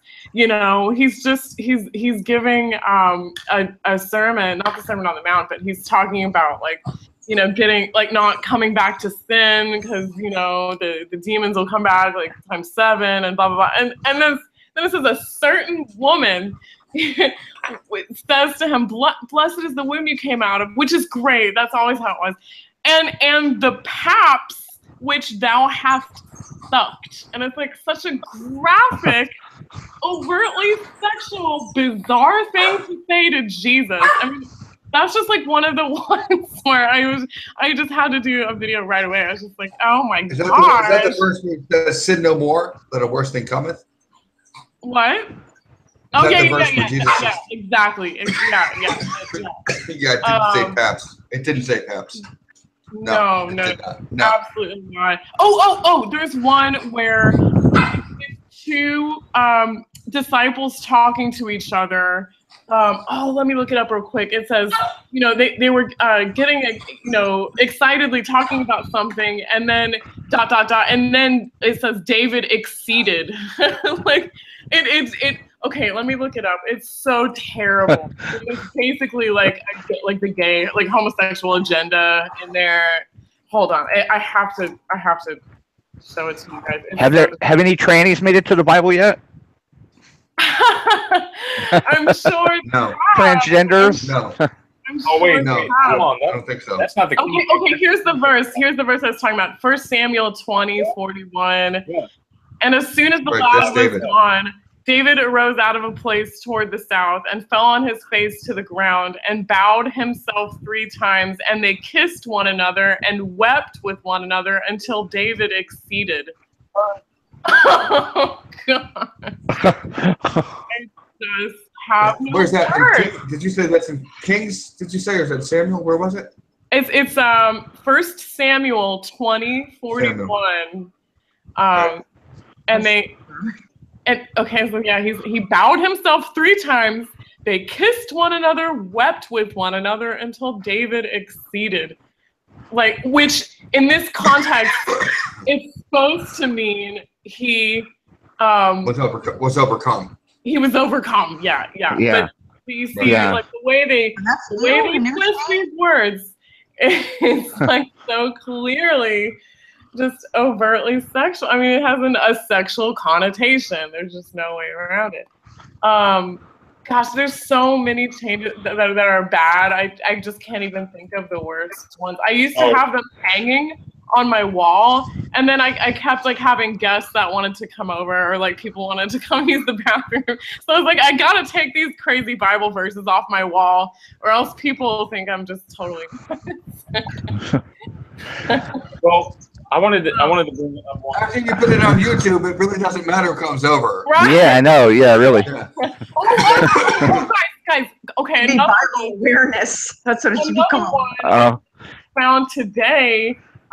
Just now, actually, there's now instances of enemas in Scripture now. It's so weird. What?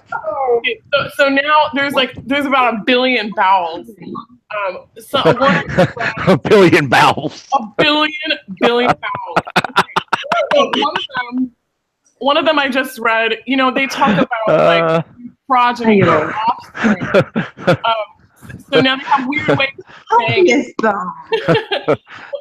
of the ways of saying offspring is thy seed. But now they're saying, you know, thy issue from thy bowels. Your mind. Your offspring. I can't see. It's so weird, guys. Okay, so we have And when he was coming to the house of his God, they that came forth of his own bowels slew him there with the sword. Like that's children they're talking about. So you would think came out of his bowels. Now, Brian. Yeah, you were saying bowels, not vowels, right? No. Right. No, bowels. Oh, if you could put up. Ryan. Because this is education. I'd like to put up what? Brian, if you could put up the anatomy chart so people understand how wrong it would be. Yeah.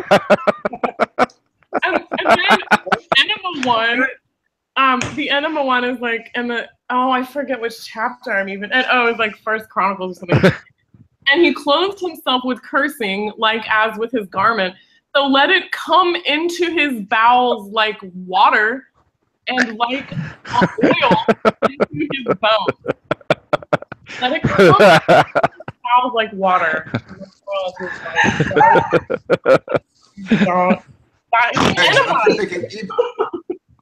Megs, I'm thinking he already didn't decide to text because we wouldn't have made it through here at all. No.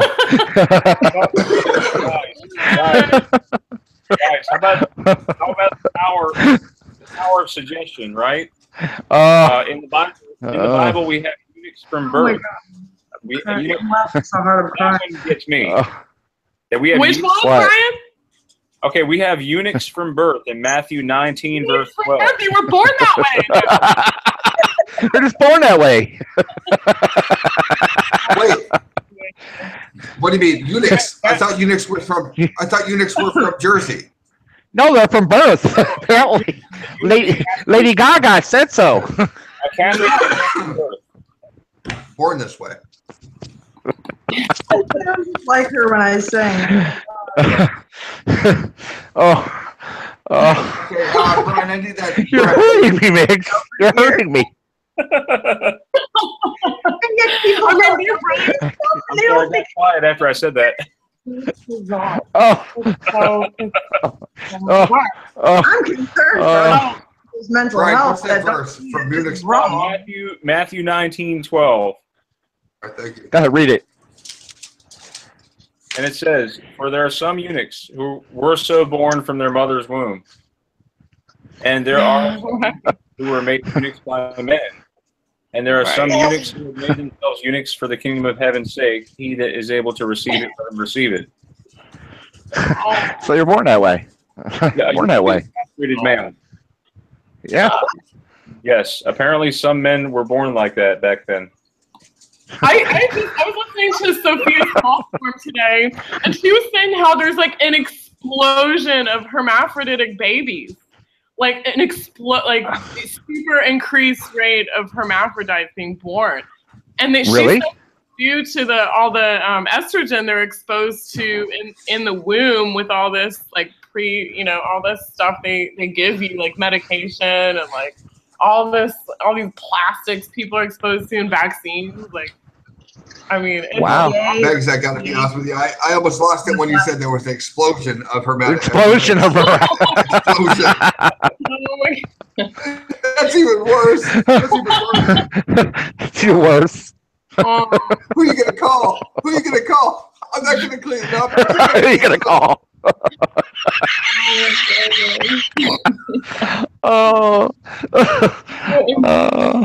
Hermaphrodites out there. I mean, there are really, there's like a tiny an explosion. 0.0005% maybe of people, and these things do happen.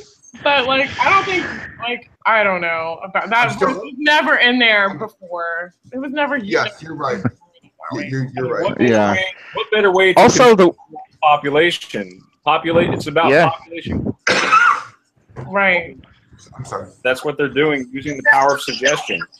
Right. Well, if all the men become transsexual, then you won't have any more babies. Right. Wait. Isn't that like a line? Changing the Bible is changing us. Yeah. And you had explosions emotionally and spiritually. Explosions. You guys remember Jurassic Park? I think if you had explosions of hermits or hermaphrodites, I think you would have other problems under your hands.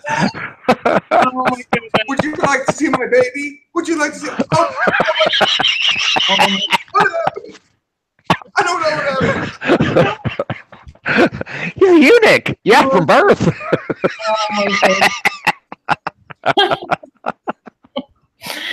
It is so nothing. Oh, it's like terrible. It's like the gathering of the juggalos and Scriptural. Like, I don't even know. The juggalos. Gathering of the juggalos. I don't even know. It's a bizarre, dark in the Bible now. I did not think it was possible, but it's even better in person. Yeah. Huh? I was saying that you're even better in person than you are on YouTube.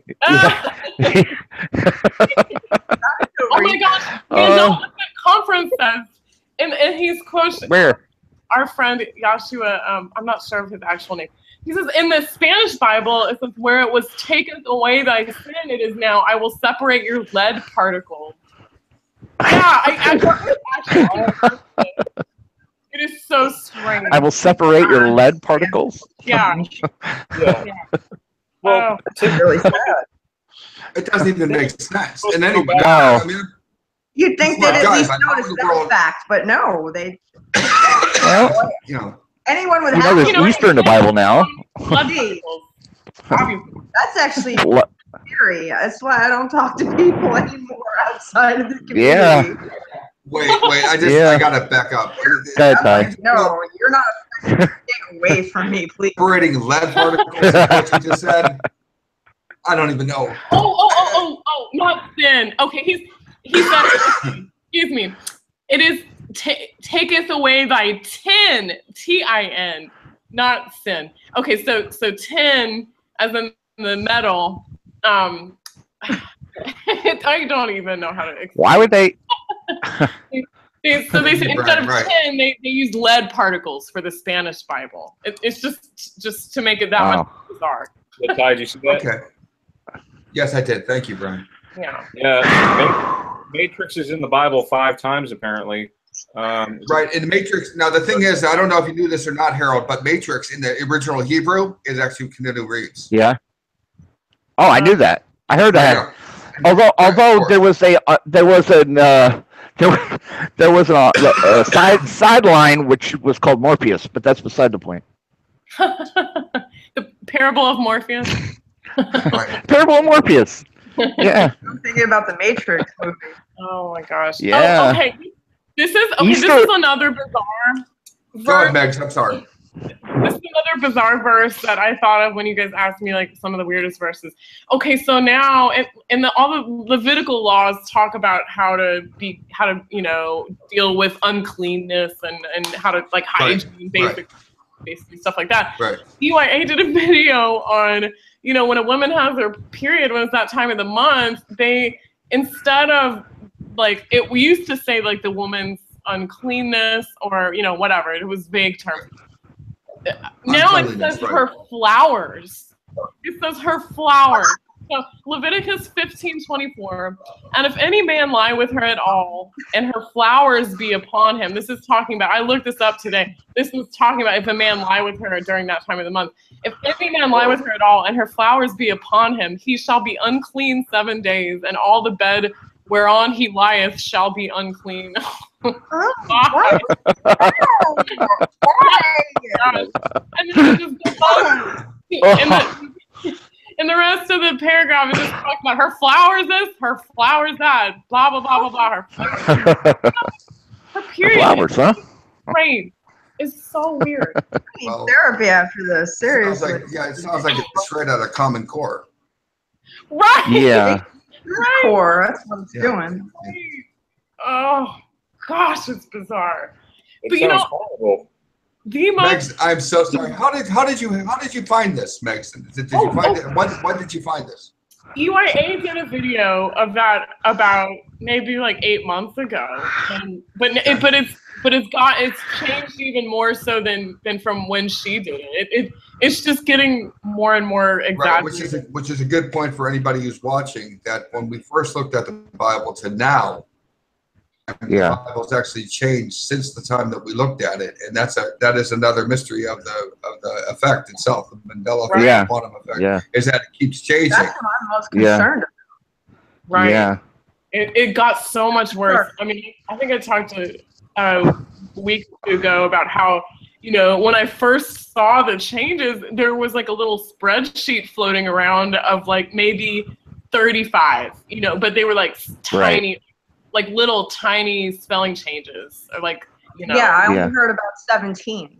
Right. I remember what was it you were saying had the same word spelled 3 different times in 3 different ways? Mo, Mo. So weird. Mo, more. Yeah, more, and MOE, like MOE, RE, like all on the same. All on the same page. Yeah. It's like a big joke, But I even got like a book on how the KJV was compiled. Who wrote it? Who put this stuff together? And why did they pick the words that they picked? And in it said, in like 17th century English, the spelling it could differ. So like, for instance, Shakespeare's name was spelled like 3 or 4 different ways, and it was just okay. And that was just common. But Megs, really? Megs, I learned that in school. Yeah. I would remember. The Bible is not written in Shakespearean English. Right. No. It's not. It's not. No, it really wasn't written in Shakespearean English. But that's something completely different. But go ahead, you were saying. Yeah. She also found. You also found that they wrote about Easter in the Bible. Right. Right, and it's a total anachronism, I mean, it's so but my dad, I told this to my dad, and he remembers it always being in there, but he doesn't see the changes. Like, he's a devout Christian, but he's like, yeah, I thought that was weird that was always in there. However, I differ on that one, because Easter has always been there. It's not supposed to be crossed over. It's always been there, and you're talking about Acts chapter 8, but Easter's always been there. That's so. It's one of those things. It's just like unicorns. It's just like unicorns. Unicorns and Easter, they were always there. But all the other two, unicorns were always there. And I believe. Yeah. I believe you. The Matrix was there too. For some people, it definitely has always been like that for them, and that's what makes. What about wolves? No. I'm saying that unicorn was there. And Easter was there, but all the other changes that you're talking about are correct. Yeah. You maybe. Well, what about as many times? What'd you say? You guys remember John? In the book of John, they were talking about Jesus being suicidal. Oh my goodness! Oh my goodness! Really? What was the reference in John? That's new to me. Yeah. No, let's hear it. He's gonna hang himself or something. That's not good for anyone. When he was telling the disciples that he was about to, to die for them, and they're like, "Oh, are you gonna hang yourself? Like, are you thinking of killing yourself or something?" He's like, "No, I have to do this." That conversation never happened. Right. John. That conversation never happened. Yeah. I'm trying to find that verse right now. That's a good. Yeah. Jesus never said to the disciples, "Hey, when you guys," to his disciples, "Hey, when you guys go to Pizza Hut, I got to go do the crucifixion thing. I'll catch up with you later." Yeah. No, never happened. Oh my goodness. Yeah, I'm trying to find that verse. Oh, he didn't talk about Pizza Hut? Can't find it right now. Well, maybe now he did. Oh. Probably in okay. Pizza Hut. Yeah. After the Great Deception, Pizza Hut, and then Yeah. And then I wouldn't be surprised if pizza pops up in the Bible sometime soon. garlic knots. Pizza scandal. I wouldn't be surprised. Oh, they talk about Red Italy sticks. a lot. They talk about like greetings from Italy. Yeah. Spain Spain, Italy, and India, from what I've seen so far, Spain, Italy, and India are in the Bible, and they never were before. Because and now they're eating, and now they're sitting for meat every day. Right. Instead of eating dinner together, they sit at meat. That's how they write. Yeah. They sit at meat. They sit at meat. Yeah. They sit at meat every day. So yeah. Weird. Yeah. So weird. Well, that's right before Jesus told him to go ahead and kill the guy in front of him. You know, right. Go ahead. Right. Right? Isn't that right before that? I think so. Of course, that conversation never happened either. That right. conversation didn't take place. Absolutely not. Yeah, people get really like up in arms about that one. You know, rightly so. It changes the character of Jesus completely. Yeah. Megs, I'm sure you've stayed awake at night thinking about these things for the last year. I found that verse. It's John 8:22. Sorry. Go ahead, read it. This is what he says. I am. Then said the Jews, Please. "Will he kill himself, because he saith, Whither I go, ye cannot come." Did he actually say that? Yeah, they could have said that, something similar to that, because that's not Jesus. That's those are the people wanting to get together to kill him. Later in the verse 8:58, he says, "I am that I am." Right. Yeah, I'm glad you brought that one up. It was never. It wasn't Jesus talking. It was them. Supposedly. Here's one I wanted to ask you guys. Were there? Okay, everybody knows the feeding of the 5,000. It's the only miracle that is found in all the Gospels. And what's interesting is that the fishes and the fish and the loaves? Yeah, the loaves, yeah, the bread and the fish. Do you remember there being a second feeding of 4,000? Yes. There was a multitude of 4,000. You remember that? Yes. Yes. I don't remember that per se, but because people think they're the same. They're not the same. They're different. Chapter 15.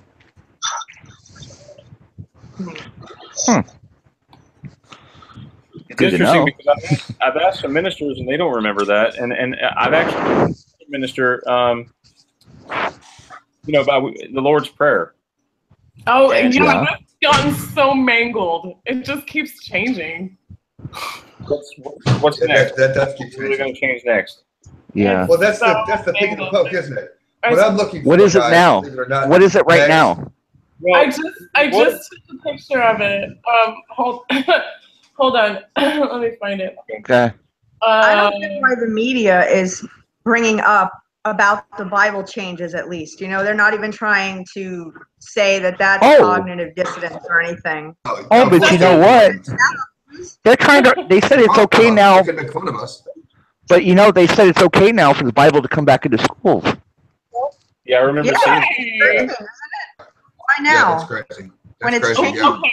Well, let me read the Lord's Prayer real quick. I found it. Go ahead. It's it boggles my mind. Okay, this is Luke 11:4. Our Father which art in heaven, hallowed be thy name. That didn't change.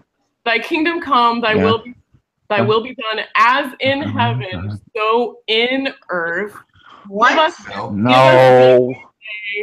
our daily bread, and forgive us our sins, for we also forgive everyone that is indebted to us. And what? Hold on a second. No. What verse are you reading from? What verse are you reading from, Megs? To Luke. Oh, Luke 11, Luke right? 11, I think we're all screwed. What Bible are you reading from? Is that King James? King James version. Yeah, it's just run of the mill. Yeah. It's not King James. It's not King James 2001 or anything like that. It's King James, right? No. Not in KJV. It's like 1873 King James. Yeah. Updated. Man, you couldn't get more messed up on that verse at 7-Eleven at 3:00 in the morning. That's crazy. Yeah. Go ahead, keep reading, Megs. Yeah, go ahead and read it. Totally nuts. And forgive us our sins, for we also forgive everyone that is indebted to us. And lead us not into temptation, but deliver us from evil. Blah, blah, blah. Okay. I mean, it's good. It's really good. If it would have said deliver us from Google, it would have been a little bit. Yeah. We're like, well, we understand. Right. I got that. It's Google. Yes, Google. What he's saying, Google, yeah. Deliver us from Google. But wasn't there one part of it where it was supposed to be Forgive us our debtors as we forgive those who have debted or something. They changed it. And I think it was like, forgive us and our debtors. Forgive us our debtors. Forgive our debtors. But now it's like, forgive us our sins, for we also forgive everyone that is indebted to us. That doesn't even so it changed. So it's changed again. So it's changed again since you spoke about it. Wow. Oh, yeah. I mean, it just keeps getting worse. Not sure the problem that I have with these Bible changes is that I understand some people would think it's no big deal, but if this is salvation, if this is a salvation, if this is a holy book, what's going to the salvation verses haven't changed. Ephesians 2:8-9, John 3:3, Acts 16, those have not changed. Right. Romans 8:9-10, those haven't changed, but these other verses obviously it's changing the deity of Christ. How about John? Salvation. Right. How about John 3:16? Has that been changed? Some people say it changed. Wait. John 3:16. Yeah, it went from shall to should. Yes. Oh, that's right. Really? Yes. Right. That's kind of a significant change here, because it's very significant. Where it may not happen, shall means it will definitely happen. Right. But do you guys see something wrong? Anything wrong with this picture here, iRobot? I'm trying to look at it. I figured that's why you put it up here. Is the eye like way bigger than it should be? No, look at the comma. Is the the comma wasn't there? It's there now. Yeah, there's no comma. There's no comma. And it wasn't that a large eye? What wasn't that a large eye? It wasn't dotted. They're just ruining everything. I believe so. The comma was not. I don't think it was dotted. I don't think it was dotted. Comma. That is so crazy. No, it was not a comma. I watched that movie. No, there wasn't, and it was no dot over the eye either. There you go. Here's this one. Yeah, do you guys remember this movie? Boy in striped pajamas. Yes. Okay. Was it a pajama? No, it wasn't spelled like that. It was spelled pajamas the way it's spelled with an A. That is an embarrassment to the human language. What they're doing. Yeah. It is. They just keep changing it. And it's like we're getting Ty, what do you think? What do you think the reason is they changed that? Why do you think they put a Y there? It sounds so rednecky. Yeah. Maybe the Y symbolizes pajamas. So what? Lucifer is what, a redneck?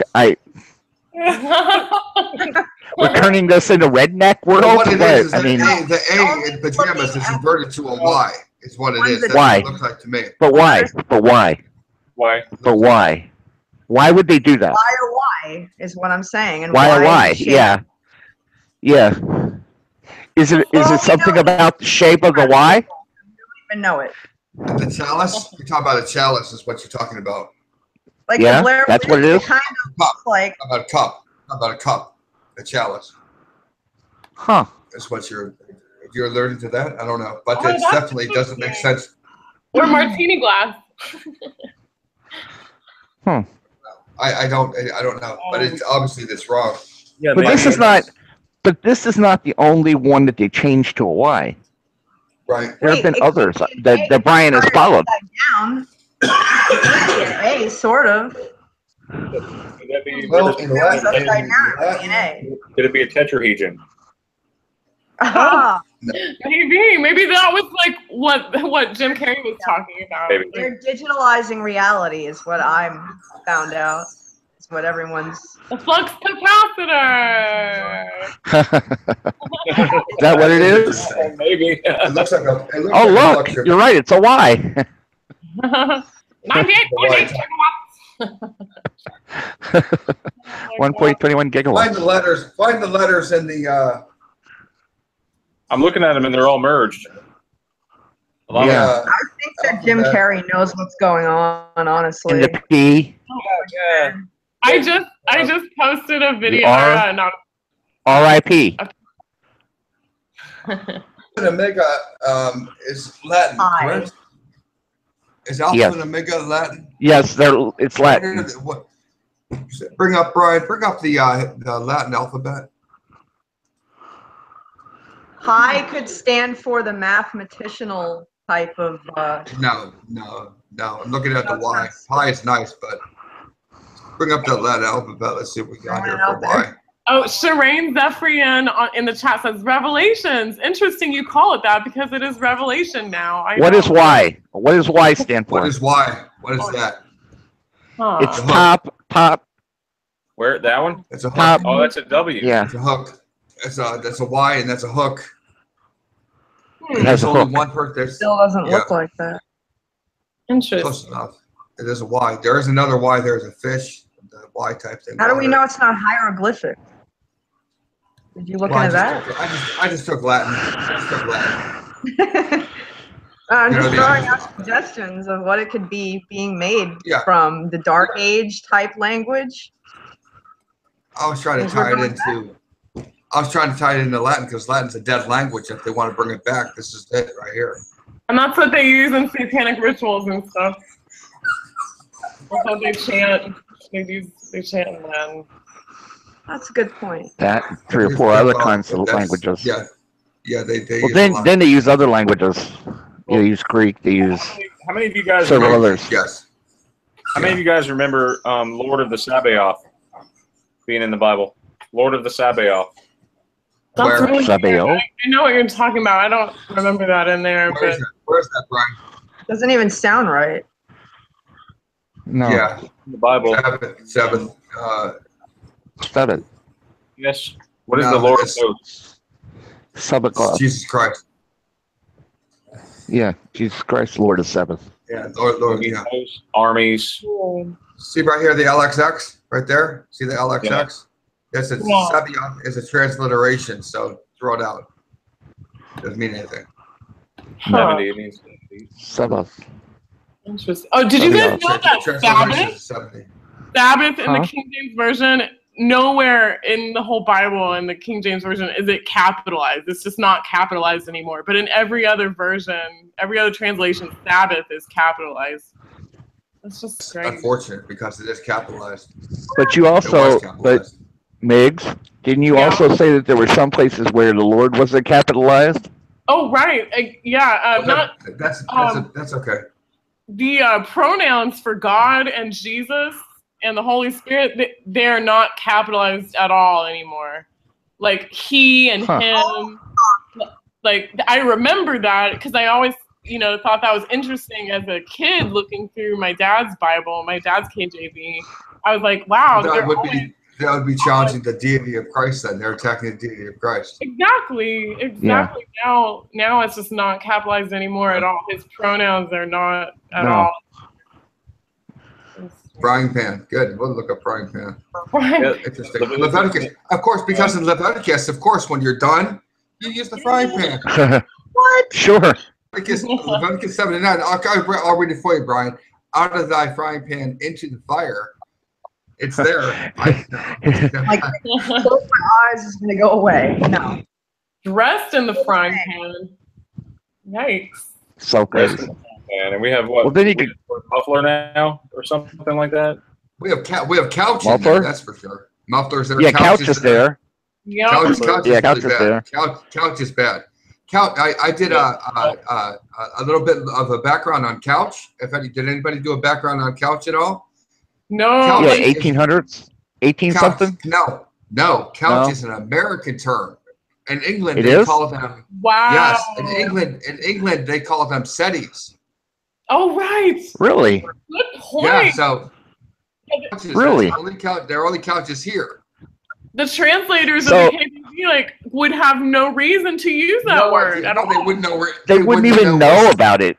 Right. They wouldn't even know it. Hold on a second. They wouldn't know where India was. They wouldn't know where India was either. But that's different. No. Wait, hold on. I thought the son. Go ahead. The Son of Man. I thought man was capitalized, wasn't it? Yeah. It would have. Yeah, man is supposed to be capitalized. Well, they're trying to dumb the kids down with spelling it the wrong way. You understand? Now, do you guys understand? Son of Man and Son of God are two distinctly different titles, so they're titles. Son of Man is title. It would be like saying Jesus Christ and then Christ being a little c. Right. Title. It's the same thing. Yeah. And that's exactly what that is. Right. So, I have a question. And I'm confused about. When did they come up with the name Yeshua? That's Hebrew. The Hebrew. Is They all Yeshua people. They think that Yeshua is special. And that's what they do it. Oh, it's just like it's the Same thing with Jehovah Witness. The same thing.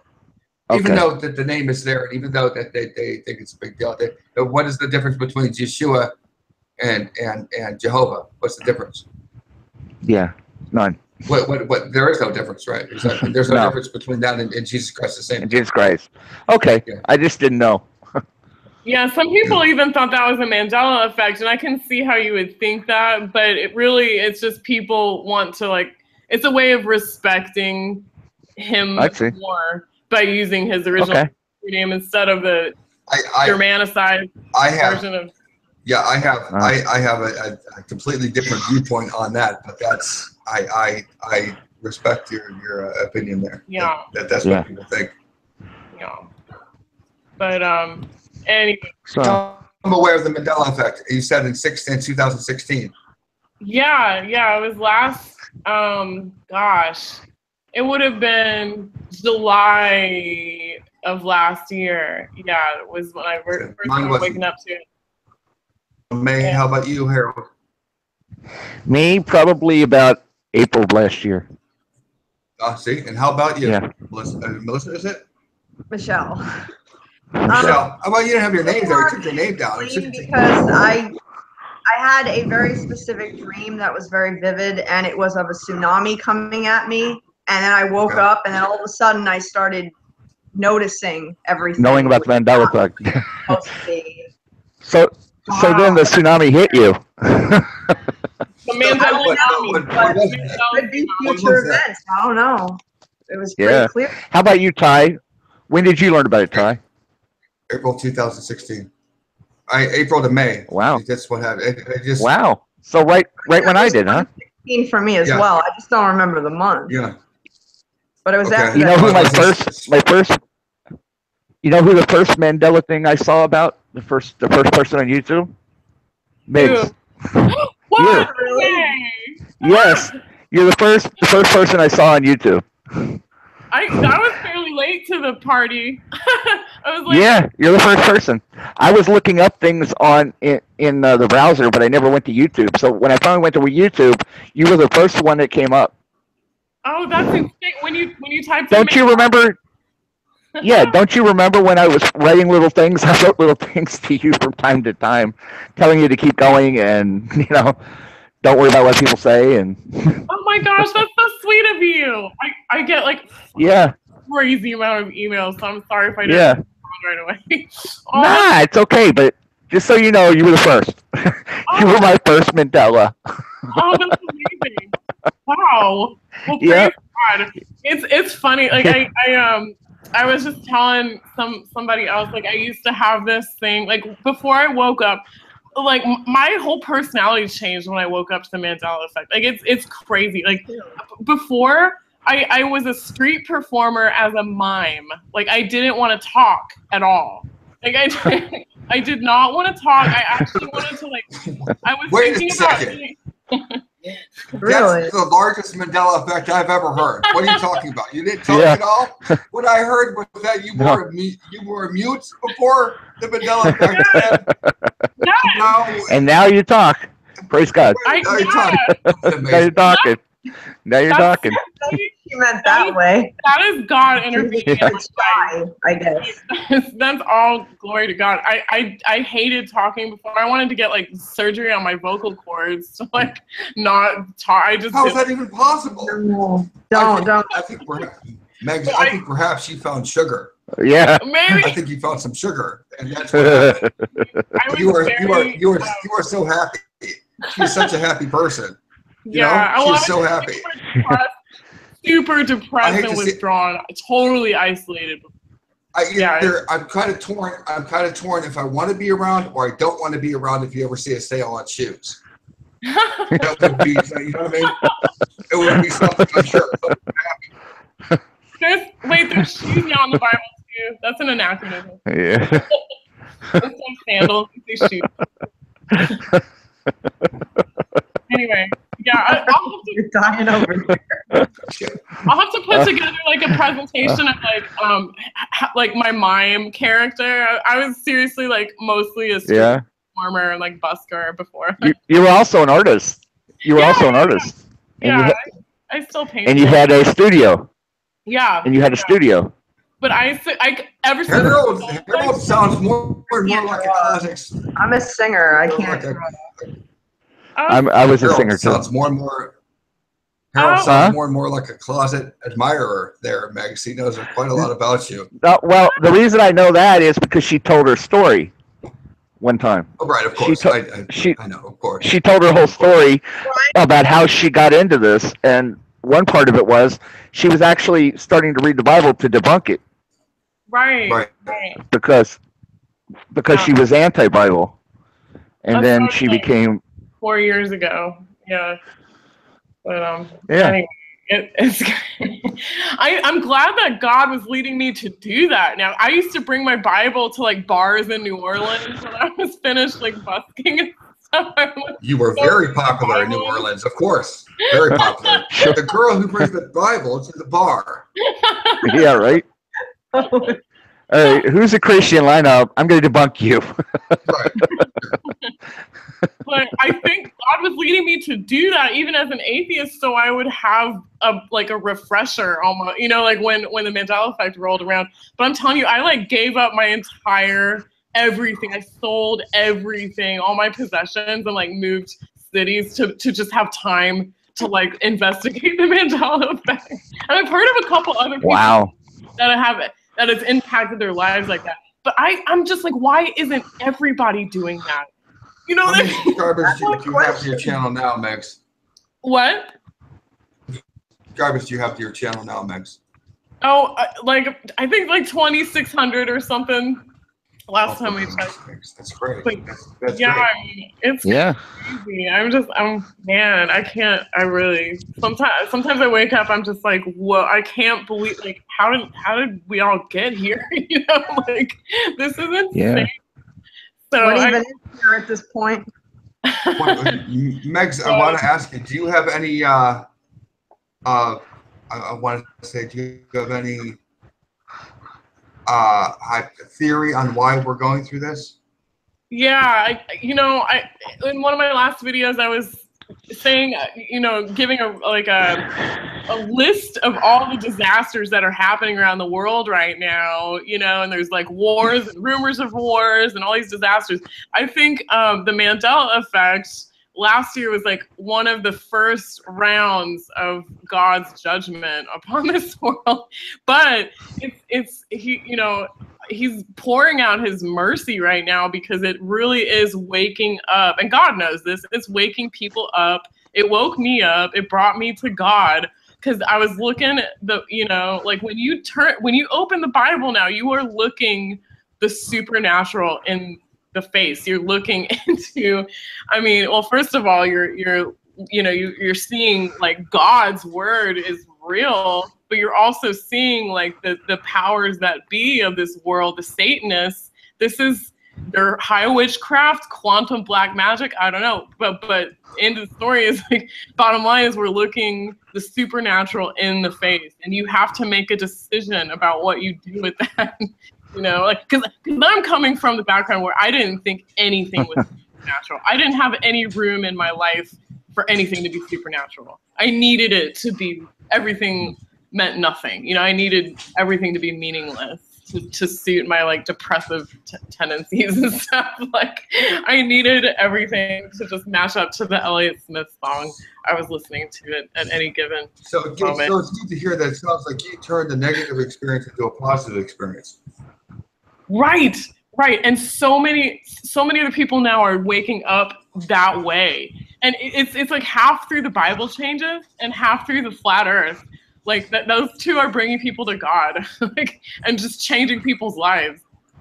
But they are signs of the end times. It's like clear as day to me, at least. But and that's why I say, like, the Bible changes are the key to the Mandela effect.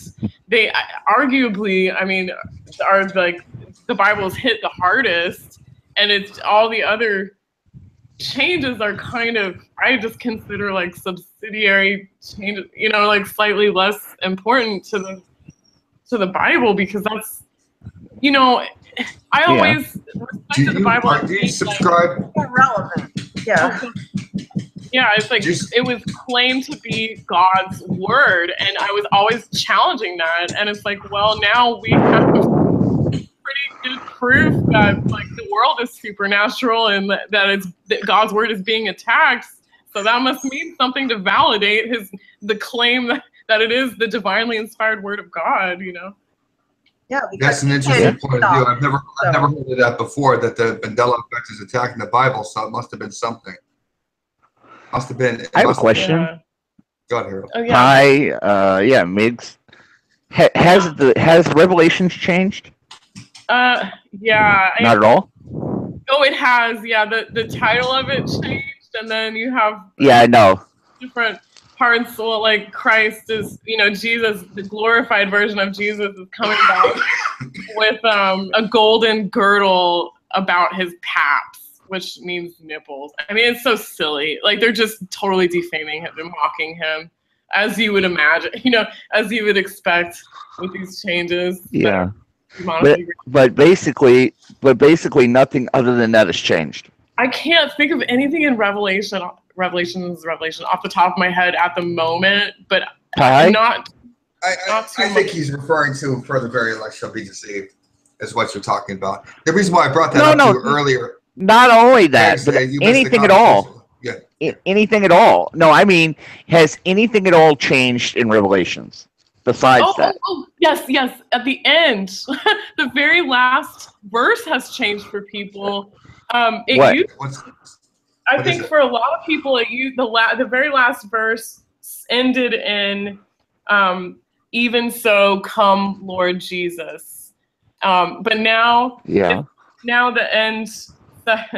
It says, "He who testifies these things says, yes, I am coming soon. Amen. Come, Lord Jesus."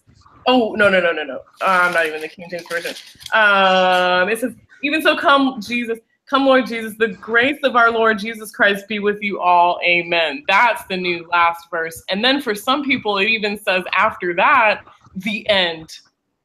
Just the end, the end of the end. Yeah. That's it. We're done. Somebody wants the end really bad. That's what it seems like. The end. Yeah. Wow. Okay. And that was the King James. As you well know, and that's the King James version.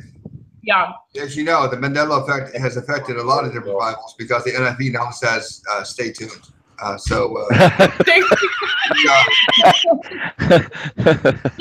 Oh my goodness.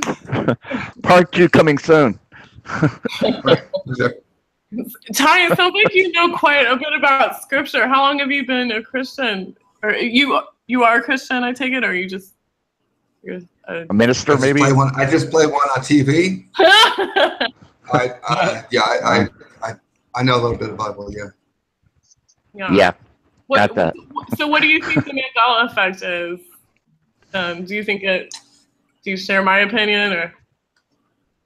Do you know when you're walking down the stairs in the wintertime and you slip, and just before you fall and go, "Oh my God, am I in trouble?" That's what it's like. No, actually, I don't know. That's a really good way of putting it. It's like the pit in your stomach when you realize that you're falling to death. Well, the real problem I have is that I wish it really was as simple as that to find. It's really elusive, and it's so elusive, but yet at the same time, it feels. I'm sorry to say, guys, it feels sometimes like it's personal. Yeah, that is a problem. It feels almost tailor-made. Things are found that people call. You bump into people, you see things. Why are things this way? I don't know.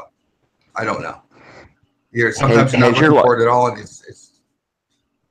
Has your life changed, Ty? Has your life changed since you found out about the Mandela effect? Oh, absolutely.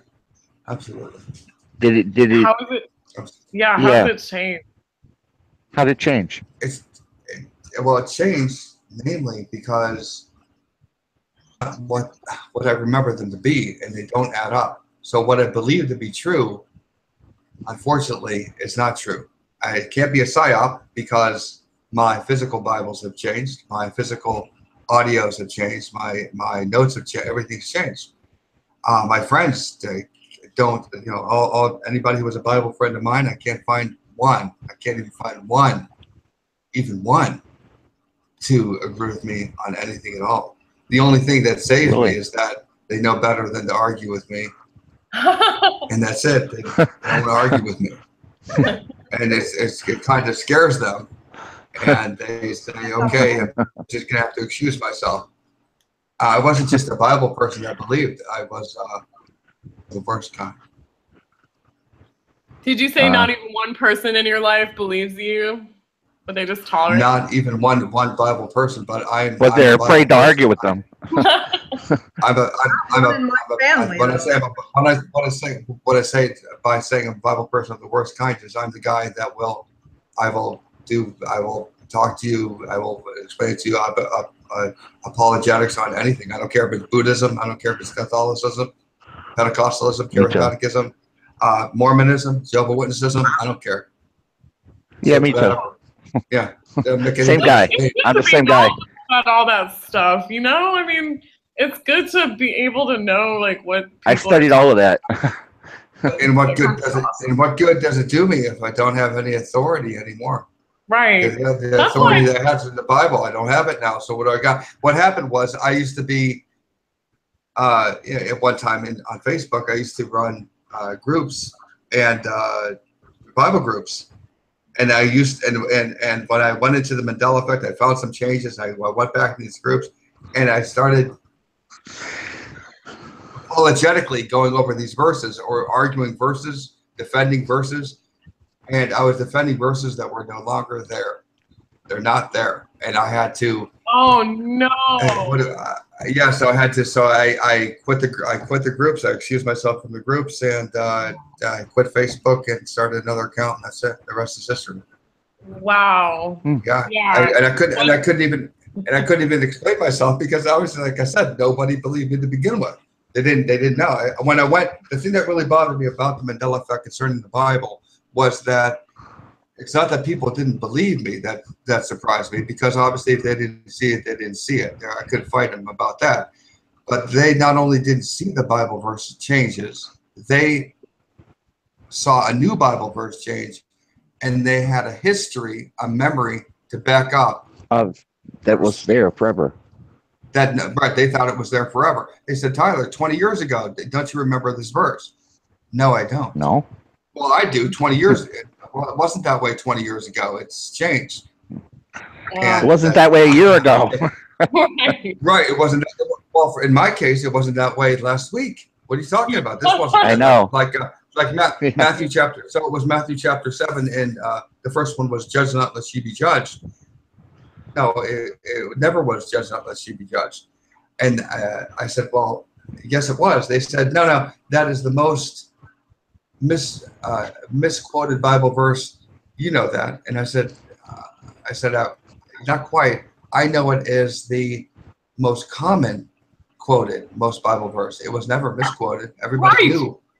Right, but then they think you're not as well versed or something. They think you're like ignorant. Right. Yeah. They always have a reason.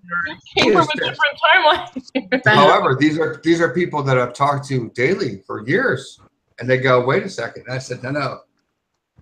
And that's basically how it went. Now, there was a number of different verses that I posted shortly thereafter, crazy verses. And they said no. And I said, well, explain this verse. And the verse was, Megs, I'm sure you can help me with this one because it's so terrible. I mean, I just got, you can imagine my complete despair. The verse was where Jesus said, come and bring those to me and slay them before me. Yeah. And I brought that verse to them and I said, guys, now you understand this isn't one Bible person, this isn't two.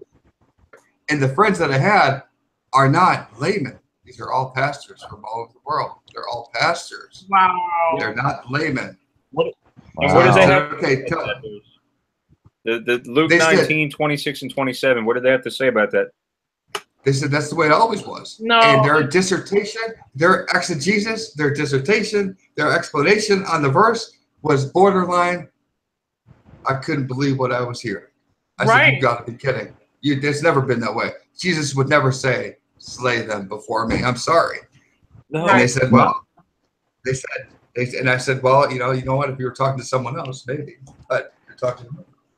As I recall, Jesus only one time did anything. I was going to say, the only time I can recall Jesus ever doing anything even remotely violent was when he kicked the money changers out of the temple. Yeah, with the bullwhip, right. And that's the only time. Was, of course, he said, he did say, think not that it come to bring peace. No. Yeah, I came to bring a sword. He did say that, but he did say to slay them. But no. And he actually healed.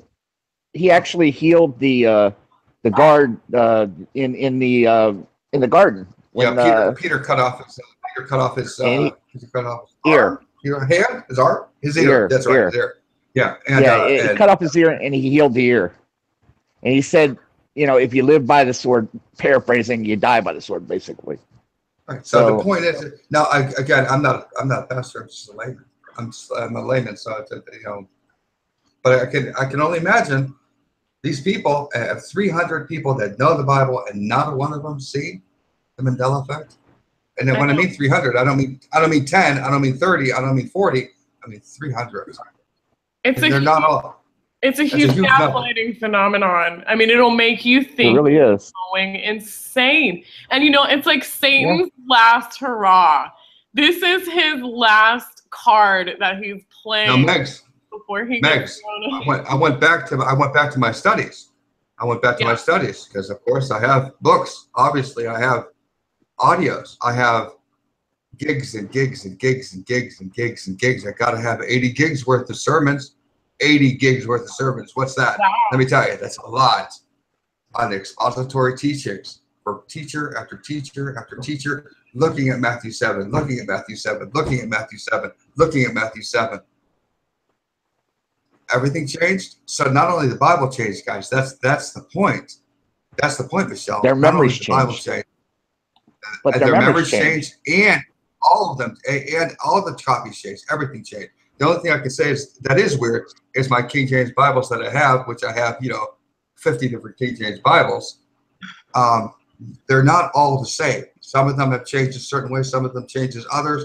And I keep going back because guess what? They keep changing. Yep. It's still going. I mean, people are like complain sometimes because the Mandela effects run out. But I want to like shake people and be like, hey, here's a Bible. It's not slowing down in here. It's speeding up. Yeah, it was very, it was very, very much so, very disconcerting to me. Yeah. Very much so that the Mandela effect was constantly changing. Terrible.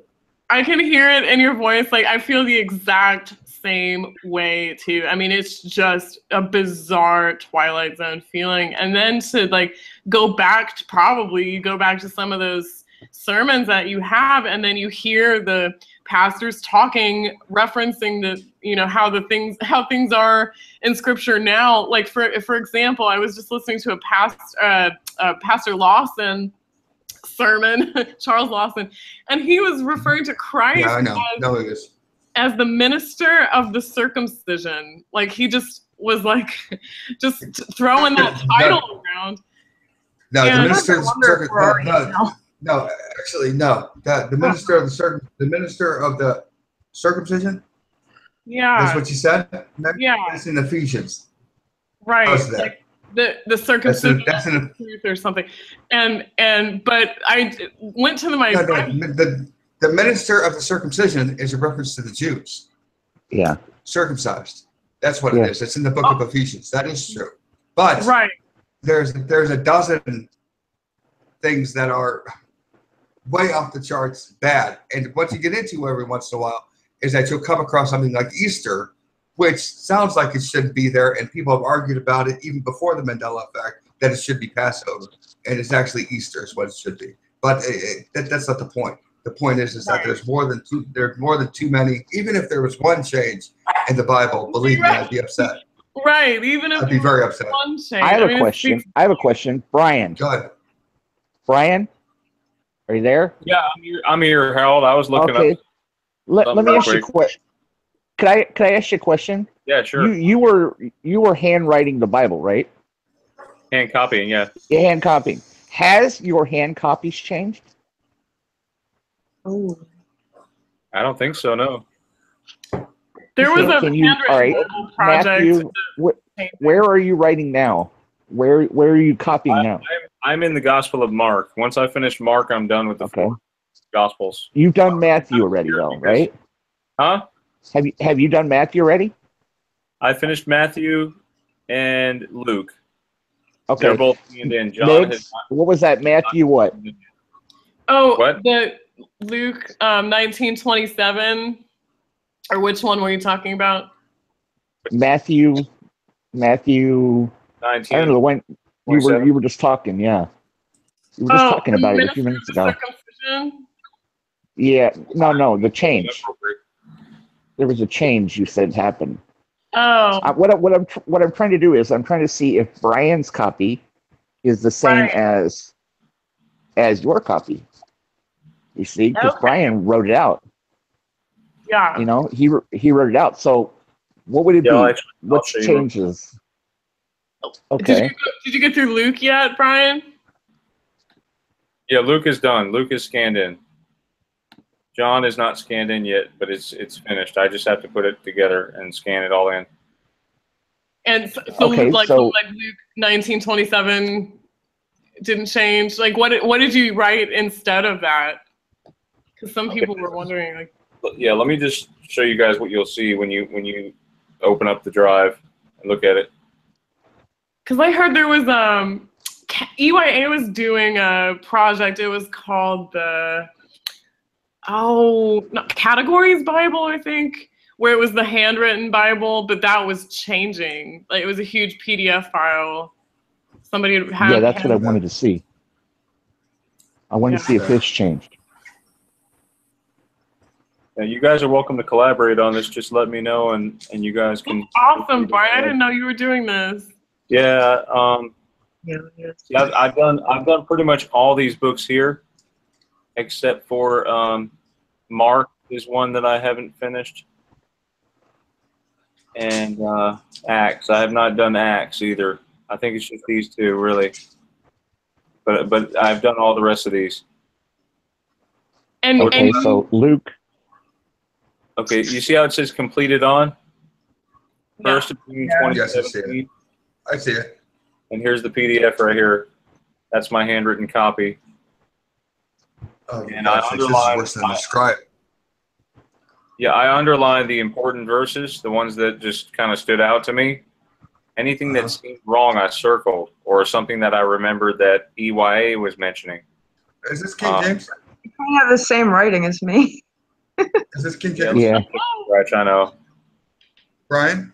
King James? I try to write as straight as possible printing. I actually do penmanship or script better than I print. So, Brian, can you scroll down there to the end of Luke? At the end of the page? Which verse? Right there, 37. Wow, that's a lot of work, Brian. For with God, nothing shall be impossible. Amen. I like that one. Oh my goodness! Wow, that's a lot of work. It seems like I'm the only person doing this too. Seriously. For with no, God, there's other people doing it. There's other people doing it too. Wasn't it like with God all things are possible, or is that somewhere? Yeah, that's not that. That verse, that's why I asked you to look at it, because that doesn't sound right.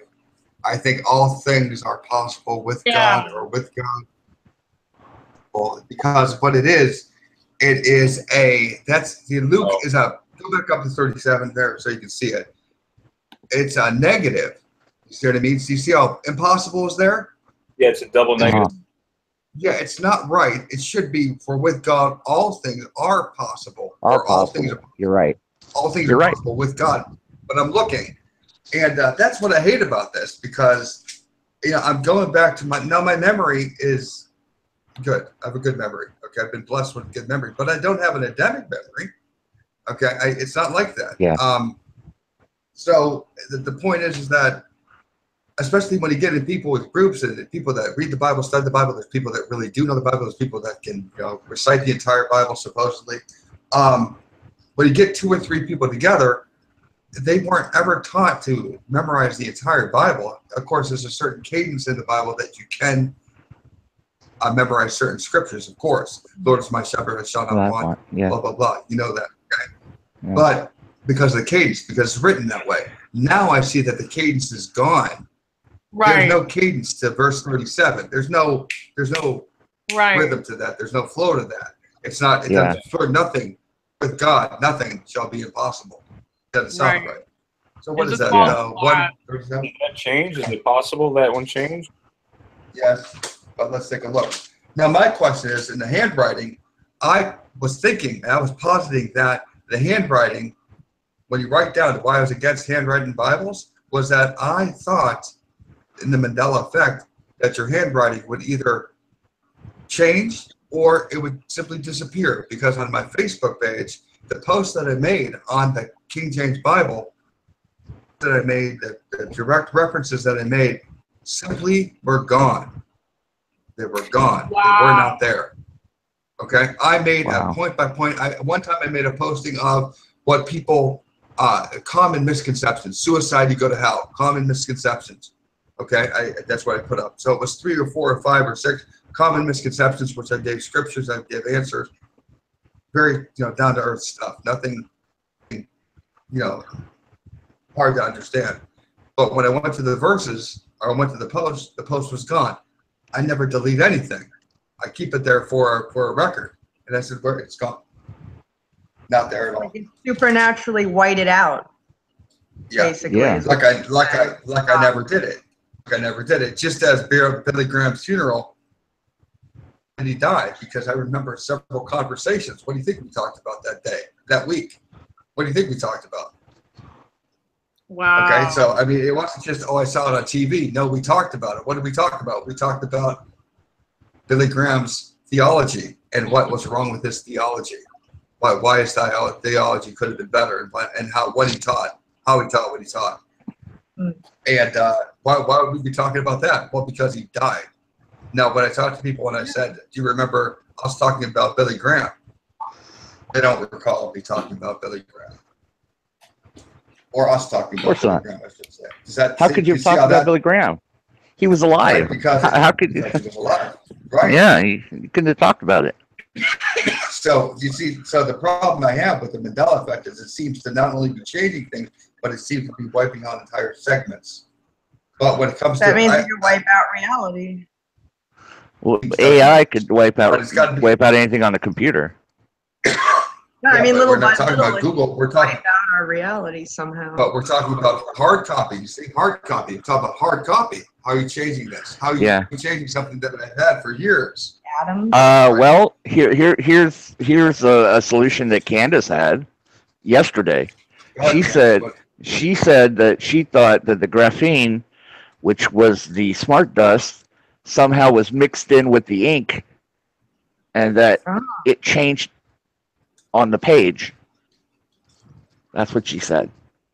She said that the actual in a Bible that's 50 years old, there's graphene's there. I would think stupid. I think with God, all things are possible. First of all, we're assuming that we know what technology is. Yeah. Right. That's a good. We're assuming. We don't know. I mean, they could have had this for 50 years. We have no idea. Longer than that. Yeah. Right. But I'm saying they could have had all this technology way back, Right. And it's funny to think when you do any kind of research into the occult and the kind of spells that they actually do, and the kind of black magic, chaos magic that they do, the high levels of Satanism and stuff. I've listened to so many testimonies now of people doing this kind of stuff. They can change landscapes around. They can manipulate fire. They can change. I just heard this. You know what? I just heard this though. My dismay. I just heard this, Migs. There was a guy. There's a channel, and it's a prophecy channel. It says something prophecy behind on a wall, and there's a guy there. He has a beard. He was a Satanist. Now he's an evangelist. Yeah. But he was a high level Satanist. He's the guy who said he became a vampire. Oh, did you? I've seen that. No, he said that when you get to a certain level of Satanism, you're given a choice. You can either become a werewolf or a vampire. Yeah, and he says that being. I saw you know that. who I'm talking about? I haven't seen that. You should send that to me. Oh, I did. I saw. Yeah, that. I'll find it. That was something else. I know. I have it in my. I have it in my history. But he said that when you get to a certain level of Satanism, you have a choice. You can become a vampire or a werewolf. He said he chose being a vampire. Or a politician. Yeah, well, maybe. You could be George Bush. I have no idea, but no. This. Let's not be ridiculous, George Bush. Let's not be. You know what I mean? But vampire ideological because you can drink blood. He said. But werewolf. Well, he said that what happened was they gave him a mix of herbs and lots of cocaine. This guy showed up. He ripped. No, this guy showed up. Of course. Hold on. Sure. Hold on. That's a prerequisite. Lots of cocaine. No. Apparently. Hold on. Let me. Can I finish? Please. Before you make me laugh, stop it. This guy showed up. He ripped a slit in his chest. He poured some blood in a cup. They drank it with these herbs and this cocaine. And then at one point they put him in a coffin for 3 days. When he came out of the coffin, all he wanted was blood. yeah, He didn't want food anymore. He said that he went to the dentist, and apparently he was told that his fangs come out only. Cocaine. I didn't have any cocaine. I know. It sounds ridiculous, but look, here's the thing. it's not. This falls in. It's not. What I'm trying to say is, It's not funny at all. This The point falls- is that they actually just follow through with it. Yeah. well, I'm not explaining it the way he explained it. All right, so obviously it sounds stupid the way I explained it, but he said that when he got. You really are. I'm sorry. Okay. Go ahead. He said that when he smelled blood, his fangs would come out. And he said that when he would bite somebody, it had the effect of making them stone, basically, Wow. because of the cocaine in his bite. Blood. And he said he had to go to the dentist. He had to go to the dentist for to get a tooth repaired or something. He said when the dentist put his hands in his mouth, his hands actually went numb. Wow. Because his saliva was so deadening that the dentist asked him, what's wrong with your mouth? I can't, my hands are feeling weird. He had to put gloves on because he couldn't, I guess they didn't have gloves when he was going in his mouth. But apparently his hands went numb, the dentist. And he said that he wouldn't become a real vampire until he died. So once he died, he become undead. Spirit inside of him that was coming out. That's what he's saying. Physically manifesting it. That's what they're saying. That's what he's saying. Right He's there, saying Eric. that you accept demonic spirits inside of you, and they give you these Right. things. Now, Harold, in the practice, ends that they use. now, Megs, in practice, what he just said, okay, talking about demonic spirits, and I'm in that, he would go right to the Bible. You'd go right to the maniac for we are Legion. My name is Legion, for we are many. Those verses. He'd go and follow through what Jesus did when he saw a demon hanging on a guy, a lunatic, who was hanging around the tombs. Right. He was bound with chains, because no man could hold him. We would extrapolate from there that demon-possessed people like to hang around in cemeteries, like to hang around dead things, that they're perceived to be crazy. They have superhuman strength. You extrapolate these things from the verses that you're reading. Okay. Now, because of the Mandela effect and the changes in the Bible, I don't know if I can't do that now. My exasperation is that my faith was not just, hey, I believe the Bible. I believe the Bible was the final authority. I believe the Bible was the Word of God, every word. So now what do I do? Well, obviously it's changed.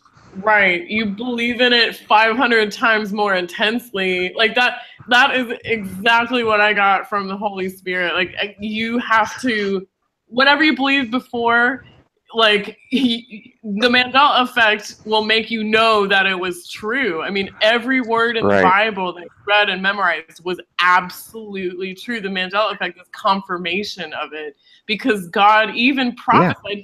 He said he would get he was so fed up in these times with how people act and how we've turned our backs on him and just blasphemed him, rejected him utterly, that he would even send in people like Joel Osteen or whatever. He'd send in false prophets. He'd take away the word of God and turn us over to reprobate minds because we just gave him the finger, basically. You know what I mean? Like we told God to get out of our school. Yes, I understand what you're saying. But this is not the first time. This was the fact, Harold. What bothered me on this point was Matthew chapter 7. I had a couple other instances with misspelled words that Google said that Facebook said that I was misspelling, which I thought I was spelling correctly, but I didn't think anything of it. I had a couple of verses which I remember a Bible verse that said John the Baptist was in the wilderness preaching to the rocks because he wouldn't be heard in the city, wouldn't be heard, so he was preaching to the stones. And I made a reference to someone about that, and they didn't get my reference. And I could go maybe a week or two later going, I know that verse is there. And I went and I checked it out, and I couldn't find it anywhere. That's really strange. I usually don't get things wrong like that. Maybe I got the verse confused, and I switched stones to rocks to wilderness. I switched around, but I couldn't find any references to it at all. And that was before April. And that's the point. It's that I should have noticed it. So my point was that I wanted to bring up to you guys, maybe there are other people that would be affected by the Mandela effect. However, they have not. They missed it. They missed it. And they're not believing. They're just believing Google. So at first I thought maybe it was a massive psyop, like you were saying, Harold. Yeah. You know, as the possibilities, because people weren't looking into it and they're just and going to Google reinforcing the lie. But I see now it's much worse than that, which is why when he's writing in the Bible, I don't think it will do any good, even writing the Bible in his own hand. Yeah. I applaud him because it's a good exercise. Don't get me wrong. You can. When I was a kid, I wrote out the Bible in my own handwriting to memorize it, you know. But but I haven't done that in 20 years. What do you want? Did you save that copy too? Oh, for God's sakes, that's got to be 20. It's got to be 30 years ago. No, of course not. Oh, okay. I don't know. You could have saved it. No, that would be awesome. Melissa? Yeah, Melissa was telling me that her handwriting changed. And so she really reading the Bible, and hers changed. It freaked her out. Wow. I want to ask you guys something, because it says in Luke chapter 4, and Jesus, being full of the Holy Ghost, returned from Jordan and was led by the Spirit into the wilderness, being 40 days tempted of the devil, and in those days he did eat nothing. Yeah. And when they were ended, he afterward hungered. Right? That's when he gets tempted by the devil. I thought he was tempted by the devil in the desert. Oh, I always knew it to be the wilderness. Wilderness. So it was the wilderness. Yeah, but the wilderness is more often connected with the Jews in the Old Testament. The desert. Okay. Yeah. Sorry, the desert. Yeah, the desert in the Old Testament. Thank you. Yeah. He was tempted by the devil. Okay. And basically rebuked the devil. Okay. Yeah, very much so. Yeah. Yeah. And that was it. Yeah. I've read Luke maybe twice, the whole book of Luke. Yeah. But of course, it was NIV. They've been pushing NIV for quite some time. Yeah, that's a product of Dr. Earl Calhoun. Was it 78, 82? Nelson Publishers. And, these newer Bibles, for instance, in the NIV, what they did is they just simply used different manuscripts. That's all. They forwent the Textus Receptus, and they used the Vaticanus, the Sinaiticus, and they used those to supplant the authority of the King James Bible. That's why the verses aren't the same in that NIV versus the King James Version. Well, now it doesn't matter, but yeah, that's why. But the King James Version is the same, though, right? What do you mean? The same as the NIV? Change. Well, no. The King James Version wasn't changed in publication, though. Is what I'm saying. Oh, sure it was. It was changed early on in 1613, 1615. Well, no. I understand. No. I understand that. I'm saying recently, when you're talking about it, it wasn't changed. You mean in publication or in Mandela Effect? Yeah. No. During the time that this man was creating which version? Oh, no. Okay, so the King James Version wasn't changed during that time. No, of course not.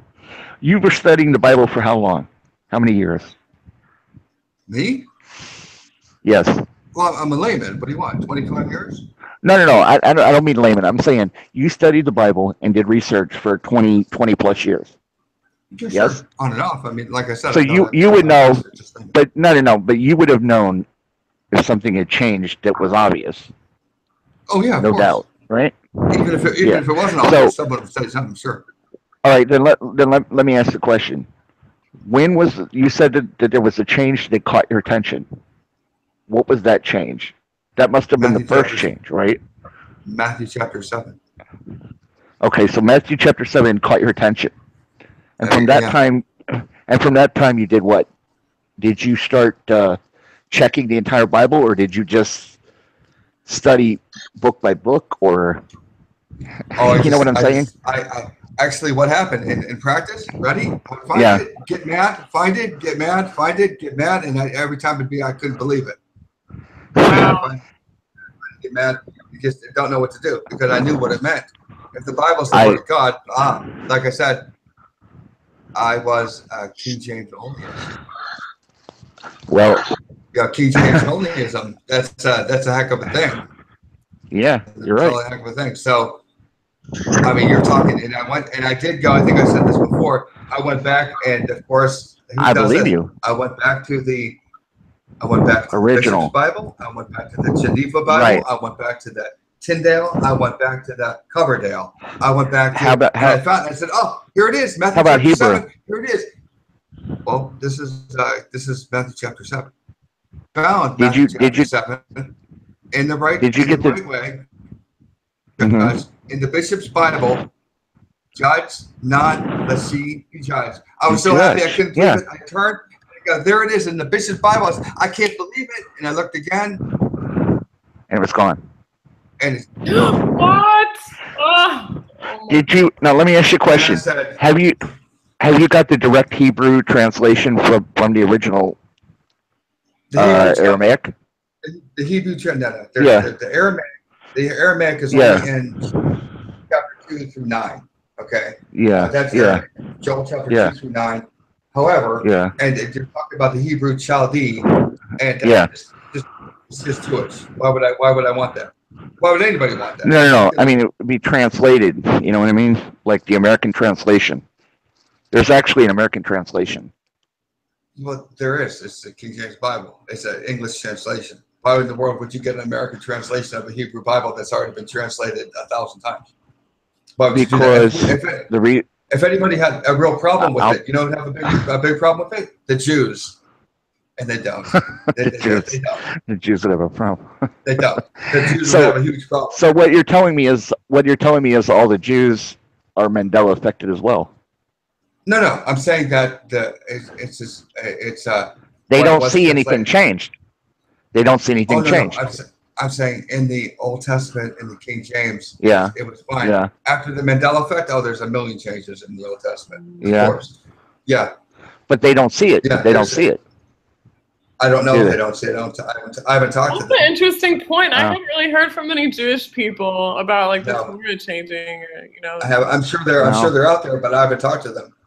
But you know, those if you're talking to an actual Messianic Jew, if you're talking to one of those people, I'm sure they're and they see the Mandela Effect. I'm sure they are having a time of it, and I'm sure the last place they'd be on Facebook right now, going through the first 5 books of Moses there and going crazy. I'm not so sure that they'd even come out to talk.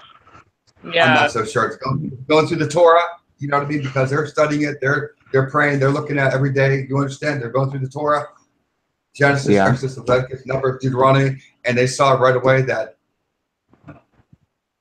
they go, wait a second, the heaven and the earth? Yeah. Right. The heavens and the earth, right? They would know, right? Should be heaven. It's not heaven. Yeah. So great light instead of the sun and the moon. Yeah. They're, like I said, so I am surprised by their silence as much as I am surprised by my own findings.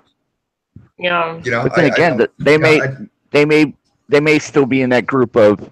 It's always been that way. Right, that is the most bizarre thing. Yeah, they may be, but I don't know for sure. But it wouldn't surprise me, and because again, why do I see it? I'm special. Maybe you are. Maybe you are. Like short. Maybe that's why you see it. No, I'm not special. Maybe in God's eyes you are. Because, you know, a lot of people think it's a spiritual issue. Maybe I am. But no, the fact is that what did you say, Max? You know, a lot of people say that you have to be leading a sinless life, you know, to be able to see the effect, or to, you know, you have to be a born again Christian to be able to see it or whatever. But that's totally not the way it's manifesting. I saw it as a total atheist, totally sinful. You know, like but then again, Megs. Yeah. But then again, because you saw it, it made you a Christian, did it not? Yeah. So basically, it brought you to God, didn't it? Absolutely.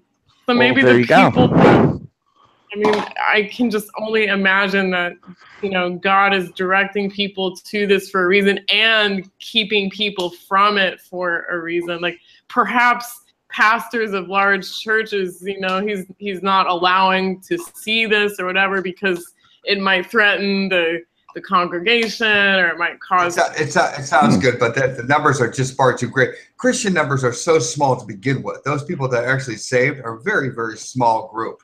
Very small group. Right. Almost not existent. Like born again Christians are small. Yeah, it's a small group. Born again Christians are actually a large segment compared to people like me. Sure, because there's a very, very few. Now, could be what? 100,000, 200,000, maybe.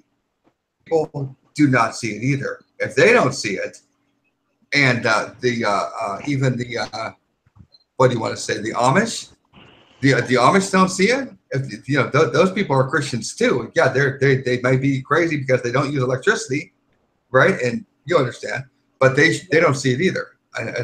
So no one is really seeing it on a great scale. There is no common factor. Harold sees it, you see it, I see it. We all believe differently. Now, the fact is that is there a common factor between us? It's not our religion. It's not our faith. It's not our belief. It's not our sinless life. There's got to be something else. I've even went so far to say that, you know, gone into mental illnesses, gone into blood types, gone into. Yeah, me too. I've gone into the paranormal aspect. The closest thing I ever came is I shared with Brian Reddy. The only thing I came in close, not everyone, but just about every single one seems to have some empathic ability. Yes. Empathic. You're right. Yeah, I'm empathic. Yeah. I'll be right back. Okay. I'll be right back. Brian. You know, every single one seems that every single one seems to have empathic ability, very sensitive, very in tune, whether they're an innie or an outie, whatever way you want to say it, they're still empathic, whether they know about it or not. Right. They can come close to anything that we have in common. But I can't talk about it in the new age groups because they're often la la land talking about Gaia and the colors and the sun and the moon and the stars. And yeah, and do I talk to them? Yeah, I gotta, because I can't be foolish and not talk to. I gotta find out what they know if they see something, because I don't want to cut anybody off. I want to hear what they have to say. But are they Christian? No, not even close. Right, and that's so interesting because the people like EYA who does all the Bible changes, she thinks it's an issue where people are still eating sinless, or people are still having sin in their life, and I can see why she would think that, but I just that's directly related to what that's directly related to her own personal beliefs and doctrine, and she's in error. Obviously she's in error. Let me ask you a question: have you stopped sinning? Hey, me neither. Right. Guess what? Right. You know what I mean? Well, guess here we go. Right. And I was sinning yesterday, and you know what? No matter how much I try, I'm going to sin tomorrow. Because what did the Bible say? If you did it in your heart. Right. Right. So there you go. So there's, what I mean? So I can't win for trying. Yeah, and I don't think the Catholics I don't think it's that thing. I honestly think it's a physiological reaction to the nanotechnology, like the neural lace brain interface, whatever you want to call it. That wouldn't fit either, even though Harold's a great guy and he has pretty good thoughts about some things, and I'm not going to cut him off because he's a good guy. Because you have to reach us all. Yeah, okay, we're so diverse. I mean, you guys don't live in Ohio. You guys aren't even in the same time zone. Before we never met at Starbucks. You didn't see my new CD, or it wasn't like that. We don't have any commonality between us. For them to reach us all, it'd be very, very, very, very no. You understand? It's something where it has to be something of a more commonality, and the only thing I came up with so far that's close enough is empathicness, or having some sort of empathic tendency, which would go into human resonance that we picked up as an ability, as it might just be I'm sorry to say, it might just be a mistake, an abnormality. Yeah, I mean, we are kind of the odd ones out, but it's so real that this is so obviously happening because of speed and getting more notoriety around the world now. It's more people are stumbling on. But yeah, I'm racking my brain, like trying to. So Michelle. Oh, go ahead. Michelle. Yeah. Your mind. You're thinking. I can see you're thinking. I wanted. Yeah, sorry. I wanted to ask Michelle something. Michelle, can I ask you about the light workers? You mentioned something about that before to me. Who are the light workers? I mean, see, with the new age thing, they're mixing it in with it, but I mean, it's really not something to go over because he's just going to say that it has nothing to do with Christianity, and that was pretty much I was like, I'm not even going to bring it up.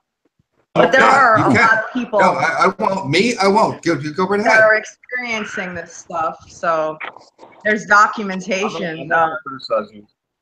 Multiple abilities people have spiritually. I mean, honestly, I don't see that it could be demonic or against Christianity in a certain way, but it can be used that way as well, but it doesn't necessarily mean that it is. It just depends on the viewpoint of what you have on it, how you look at it, if you could experience it yourself.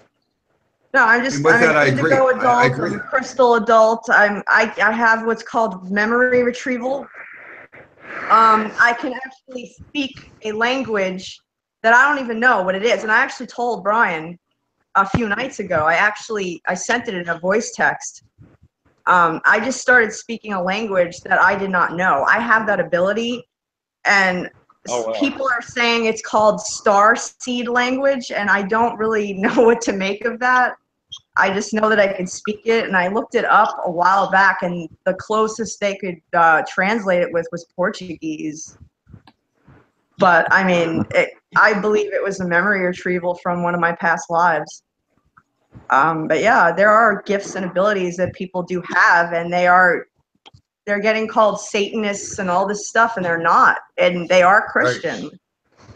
Yeah, but other people are saying, no, if it's not like this way, then it's got to be demonic. No. And Harold, that was the rigidity that I was talking about, exactly what Michelle was just saying. I said back in the day, I was very dogmatic, very rigid. Me too. I can't, because what I would do is I would either make Michelle mad, or she would be like, okay, that's it, I tried, I'm not talking to anybody anymore. That's it, I'm crazy, I'm going to go off the corner and I'm going to be crazy by myself. No, it's just there are what are called advanced souls, and they are not bad entities, and they're normal human beings, and they get looked at. Oh, well, you're into the new age, so you must be evil. They don't even take the time to really understand what it's all about. What you're saying. It's about connecting to true Christ consciousness. It all is connected to God. It's the way I look at it is, and the way a lot of other people look at it, like One Harmony, he looks at it the same way. So whatever the people you're dealing with are talking about, I'm sure it's not having to do with ascending to a 5D Earth, from 3D Earth to 5D Earth, which there's so much documentation on that, you could look it up for yourself. Supposedly timelines were affected during the eclipse, and there was an ascension. So I'm not really going to go into it because, you know, like you said. It sounds good. And what I'm trying to say about the New Age stuff was that in absence of anything else. That's what they talk about. And the New Age stuff, as you know, becomes very cluttered. Like you said about the ascension, also goes to Planet X. A number of things, and they all get cluttered together. And a new person going in there, heads or tails of anything, you know that. And that's what I was alluding to. That was the point. And did you see how confusing that would be? And that's why I said all these colors and everything is making a reference to someone's aura or whatever, because that's what they were talking about. You understand? Everything's New Age. In particular groups. However, just a shout out to those Christian groups, they're even worse, because if you don't agree with them, they'll boot you faster than you can say sunshine. You're gone. Well, what do you mean? You don't agree that the verse is here? We have consensus. What do you mean we have consensus? There's consensus here. Well, I don't agree. That's why you're gone. I think I was here for 34 minutes. I'm gone already. I got booted. I'm banned from the group forever. It's 34 minutes. How many people go through that? I've been through that more than once. I don't know. You got booted a few times? I get booted out of those groups like I get thrown out of churches. I can't believe it. Wow. Yeah. You got thrown out of churches? Yeah, well, I don't know. Wow. Sure. I don't know, like, I know, like, there's a couple theories out there with the Bible changes. Either we're shifting or the Bible's shifting. Why does Brian look so much better on his thing than everyone else does? Right? He looks great, right? This is great. Yeah. Right. Oh, thanks.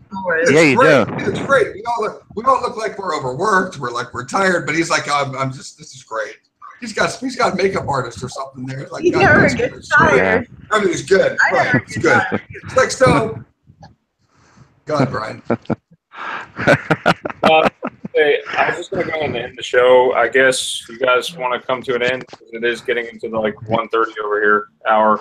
Sure. Almost 2 o'clock. Me. This is such a fantastic conversation, guys. Great show. Yeah. What makes it? Megs, I really enjoyed it. I did another appearance. Megs, it's always a pleasure. Oh, likewise. Oh, yes! Yes! I love that T-shirt. I'm going to have 2 Mandela Effect T-shirts now. One from Evan and one from you, if we can hook this up for you to get that to St. Louis. Yeah, they're up on eBay. If you guys want to get them, they're 20 a piece, free shipping. Oh my goodness. Oh yeah, sign me up. I already wear my Mandela Effect, the one that Evan made. I wear that to work. People are already like wanting to buy that. Oh my god! How many do you have? What? Whoa. I didn't know there were that many. Oh. I thought they would have sold out by now. I've got nearly 100. It's apparent now that Brian is costing. These here, these are the one with these T-shirts. Discussing the Mandela Effect. Yes. Brian's representing. Okay, these are 15. You guys want these? Are 15. You didn't even tell me you had that. No, that's so cool, Brian. I'm just gonna get one of Brian. these. Yeah. I gotta wait. Brian, send me a bill for that one. Send me the link. I'll buy it. Okay, what's I want one of those. I'll send you as big as you got. Big as you got. They go up to XL. Okay, give me an XL. Okay, I'll get you one. Give me. Thank you. I got it. Thank you. I bought one. If any of you in the just like that want one, just send me an email, Mandela. Okay, baby. And I'll get you the link where you can look. Okay, Daddy's got you. Okay. All right. Well, very good talking to everyone tonight. Yep, it's very good talking to all of you. Awesome. It's good for the soul to talk about all this stuff with people who understand what the heck we're talking about. Yep. We could listen to you all day, but you just sit back and listen to I know. talk. Yeah, I know. She's got a lot to say. Dictionary. You're like, good. Yeah, just go ahead and read this. Just read this. I could listen to Brian sing "The Lion Sleeps Tonight" all day long. That's what I could. So, if I do that one, which one will you do, Meeks? I've been singing Delta Dawn constantly, like belting it outside my apartment, like belting it out my window, and then yeah. Tina actually just told me that there's a Mandela Effect in that song, and I was like, oh my gosh, really? I didn't even realize it. Which song? We were Do you know what the Mandela Effect is? Do you know what the Mandela Effect is with that song? So it's like it's like a woman she's walking downtown now instead of round town. She walks downtown with the stick. That's not the only Mandela Effect. There's one more. What's the other one? Hold on. You don't know what it is, do you? No. When I first started singing that song 40 years ago, like 30-something years ago, it wasn't a man of low repute. It was a minister. Oh, wow. Are you sure it wasn't just it was a minister. Version? Nope. It was a minister. Now it's a man of low. Yeah, now it's a man of low repute. Interesting. Yeah. I'll have to. Yeah, I used to love that song. I mean, I still. Because I used to sing. Interesting. Yeah, Wow. I sung that song. I used to sing that song all the time. So that was one of like 5 songs. Yeah, 5 songs I used to sing all the time. That was one of them. Oh my gosh, you rock, Harold. You have good taste. Yeah, that was one of them. And we'll see. Otis Redding sitting on the dock of the bay was another one. Change on sitting on the dock of the bay. Yeah. What change on that? Who wants to start first? Yeah. Oh, no changes as far as I can tell, but I've been checking each song, but Brian's better at that than I am. He keeps sending me links constantly. Hey, what's there this? Are a number of songs have changed. Sure. He said, "Wear my sunglasses at night." That song changed. Yeah. Mm-hmm. What? Any more? Tell him, Brian. Okay. I wear my monocle at night. So I can keep track of visions in my mind. Yeah. Oh. Mind. Now it's I. Yeah. Ugh. Terrible. That's not right. In my eyes now. I just listened to the song too. So insulting. It's terrible. I wish the Mandela Effect would have put better songs. You don't break right. So, ain't nobody gonna break my stride. Ain't nobody gonna hold me down. Oh no, I got to keep on moving. Yeah. Yeah. What is it now? No. Rap song. Yeah. Oh, that's what. No. Wait, are you talking about? Anybody gonna hold me down? Oh no, I gotta keep on moving. What changed? Well, now it's Slow Me Down. Oh. And one of my favorite songs changed. Was it? What was it? It was a Eurythmics song. Sweet Dreams? Oh, yeah. Which one was it? Synchronicity. Sweet Dreams, yeah. It's these. It always was these. That. Now it's this. Now it's this. Yeah, that's right. That's right. Even and I Manson's version is this. I know. Manson's version, which the title says this, but he says these. What was it? Yeah. Was it always this, or was it these to you? Yeah, he says these. It's these. It was these. It's the You're right. Sweet dreams are made of these. Made of these. Disagree. She says that though. She says that. Even though it says this, she says these. Yeah, but the title is just one. Teresa, what were we saying? Do you remember the Scriptural logo only having a cross on one of the F's and not the other F? Wait, what? What? The Scriptural logo only has one thing across the F and the other one's missing. Oh. Swiffer logo. That's weird. Yeah. Swiffer whatchat. Yeah. Right? Swiffer sweeper? And the dash that's on the second F is connected to. I think it's so funny that people remember Swifters. Excuse me. Swiffer sweeper or Swiffer wetchat? Swiffer, let me see. Swiffer, trap and lock dust and allergens on any surface in the house. Just Swiffer. All right. I'm looking. Yeah, I was looking at them like, wait a minute. Well, and I know that's one of those I could. Maybe part of my memory remembers Swifter, but then I could be thinking of. Look at it now, though. Just look at the two F's. I don't remember that. Swiffer. Yeah. I wanted to ask you something, Harold. Yeah. I'm looking. Get into people that have different views on the Mandela effect, but it's still Mandela affected. So I remember one thing, you remember something else. Same. Yeah. They're not even the same thing. I remember A, you remember Q. It doesn't make any difference in different things, but we remember different things, and neither of us remember them in any similarity at all. I remember A, you remember Q. How do you? 3 6s in. Well. Yeah, it's got 3 6s in it. I tell you what, let's wait till we're offline, then I'll tell you, okay? Okay. Anyway, guys, I think I'm gonna bid y'all adieu. Yeah, okay, Meg. Thank you, Meg. Thanks for coming, Meg. Thank you, Meg. Oh, you're welcome. It was a pleasure. It was a pleasure to have you here. It's always a party at Brian's house. I just picture this like a weird Mandela house party, except no one's drinking, no one's actually in person. Yeah, boring. Everybody's on their computer. Yes. Yeah. House parties of the future. But we playing Dungeons and Dragons. What song do you feel like singing, these? Oh my gosh. Play Monopoly, but only with the monocle guy. I haven't been able to get out of my head. It's Red Rubber Ball by This Circle. It's kind of happy. Red Rubber Ball. What?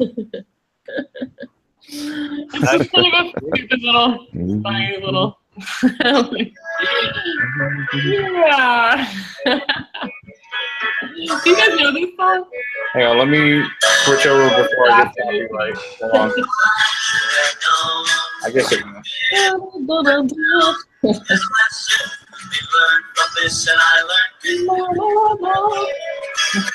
can't see the word. I'm not the only starfish in the sea. I'll switch to karaoke, okay? I'll never see your face again. It's all the same to me. Oh my god. This is like the coolest, like, you know, I can write that one down. breakup song, but you want to pretend like you don't care. You see it now? You see it?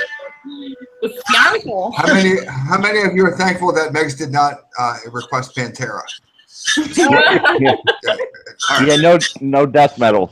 No, operatic rock. I don't do death metal. No. No. Operatic rock. You're not the only starfish in the sea. Never hear your name again. It's all the same to me. It's gonna be alright. Yeah, the worst is over now. The morning sun is shining like a red rubber ball. That is so cool. What secrets I can find. You're just an ornament, something for your pride. Never caring, that's the life you live. Minutes of your time were all you had to give. Well, I think it's gonna be alright. Yeah, the worst is over now. The morning sun is shining like a red rubber ball. Ooh, yeah. So what did you do Friday night? Well, Friday night, Katy Perry. I was song about it. karaoke online with some people I know. Roller coaster! Private tickets! Nearly out of it! I bought my ticket with my tears as I'm gonna spend, and I think it's gonna be alright. Yeah, the worst is over now. The morning sun is shining like a red rubber ball. Think it's gonna be alright. Yeah, the worst is over now. The morning sun is shining like a red rubber ball. Yeah. Okay. When I think of Megs now, forever, I'm going to think of the Muppets. Red River Ball. There's got to be a Muppet named Megs from now on. Like a Red River Ball. I love that song. It's so silly and funny and stupid. It makes me so happy. I could not tell. I could not tell that you enjoyed that. It was difficult. I know you had to suffer through it, but we enjoyed it. We did. Okay. Thank you guys. Thank you for your time and your time. You're welcome.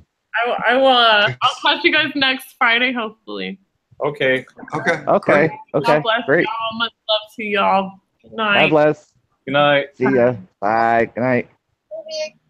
All right. She is great. Megs is absolutely great. You know? Okay. I love her. I needed that. I love her. We should just move closer to Megs and no one would have to drink coffee. We'd save so much money. No. Right? That's all you need. If you ever have a job interview or going for a bank loan, just bring Megs. Bring Megs and you're in. She'll sing Red River Ball and everybody will be happy. Sing Red Rubber Ball until you get approved. That's it. I will stay here and sing it. This is my. She's great. Awesome. She's awesome. I have never heard that song in my life. I will never be able to forget it. I know. Who wants to sing this one with me? I don't know. Not me. I don't sit and listen, and I will mock later. Yeah. I'm just kidding. I will not do that. I will not. Yes, you will. Shush. When I was young, I knew everything.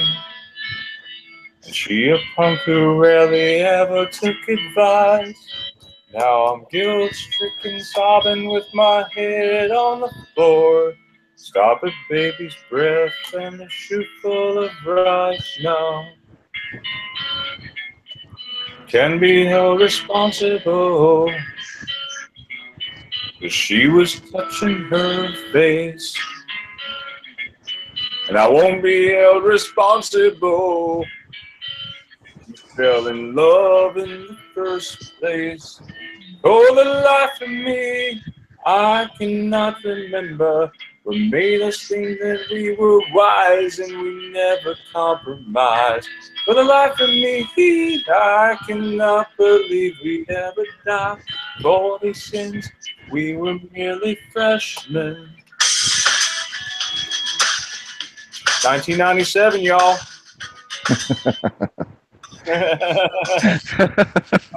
Friend this girl took her week's worth of Valium and stretched, and now Still sobbing with his head on the floor. Thinks about it now and how he never did regret what he said. Can be held responsible. Cause she was touching her face. I won't be irresponsible. First years for the life of me. I cannot remember the meanest thing that we were wise and we'd never compromise. For the life of me, I cannot believe we'd ever die. All these sins, we were merely freshmen. Hey, yeah, yeah, yeah, yeah. Yeah. That's about as good as it gets. The CD All right, will what's be the next song? You didn't do the last 4 years. That's good though. That was very good. That was Not very good. tone deaf either. He really isn't. He's really good. Oh, thanks, Michelle. Michelle is a professional. Yeah, I know she is. Really good. What song? What's your tune, Michelle? What do you like? I don't know. What do you think I should do? Not Pantera, please. Not Pantera. No. No. Crazy Train? No. Hey, I have one for Harold, maybe. What about Bob or Ann? Can you do Bob? No, I can't. My family's sleeping. What's that? Family's sleeping. Family's sleeping. I can't sing tonight. I've already got two warnings already that I'm too loud. Michelle, can you do the Wind Beneath My Wings? No. I'll tell you what. I tell you what I do. I'll sing a song. I'll put it on recording and I'll give it to you. I'm not trying to put you on the spot. That's what we call a cop out. That's a cop out right there. So I'll sing a song, put it on recording, and I'll send it to you. How about that? That's right, Tom. I'll send a check in the mail. It's already in the mail. Of course I love you. Everybody knows that. Do this one. I don't get this movie. What about Knocking on Heaven's Door? Knocking on Heaven's Door, that's a good one. It just popped in my head for some reason. Because Avril did the version, and I usually did hers. I can do her version if you Which type version? Avril Lavigne's version. I can do her. No, there are a couple versions. Guns N' Roses. Guns N' Roses. Yeah, that's my favorite. Wasn't what's his name did that too? That guy, he kind of sounds like this. Oh, everything is all right from the '60s. What's his name? Bob Dylan. Didn't he do it? This is actually Bob Dylan's. 80s baby. I don't know. Yeah. So you would be Guns N' Roses? Huh? Yeah, all right. I'm not sure. This one says Guns N' Roses, yet it says Bob Dylan. That's weird. Ty could sing it. With the Mandela effect, you see, it's very, very important that you keep your faith in humanity and lost all. Is that weird though? How that just popped in my head? That song itself. Come on, Ty. You're gonna sing it. So I can laugh at you later. Oh no. If anyone I will watch. I'm serious. You guys don't know what I can do. Okay. Do it. Do it. All right. Take these breaths from me. See what I'm saying? That's good, Michelle. Go ahead. Keep going. Got it. I can't use it anymore. Yeah, I can really go very high. Go. Getting dark, too dark to see. She's got a voice like Cher. Wow. Till I'm knocking on heaven's door. Put your hands together for Michelle.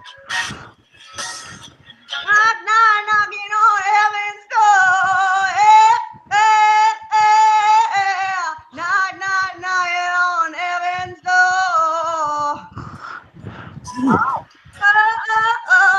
Knocking on heaven's door. Yeah. Knocking on heaven's door. Yeah. Okay, you're the best. Wow. Keep going. Yeah. He's good. I told you guys. Yeah.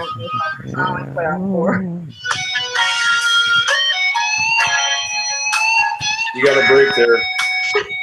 Yeah, there's a break for you. I turned it into my own version.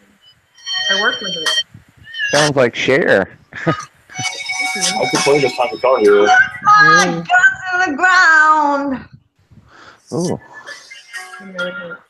I can't shoot them anymore. Yeah. Black cloud is coming down. Feels like I'm knocking on heaven's door.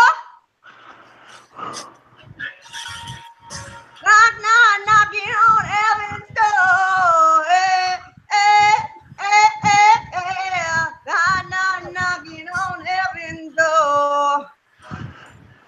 Oh, wow. Oh, yeah. Where'd it go? Yeah. It's not showing up because Harold's singing. Up ahead. I'm listening to you. Oh. Yeah, I get deep with it. I turned down a record deal a long time ago. I'm not a sellout, so I'm not taking it. I can hear you. I can hear you know how to sing. Oh yeah. Yeah, she's not even using all her energy right now. My mother was in the industry, but she got out. Wow. She worked for Wow. Records. Mm-hmm.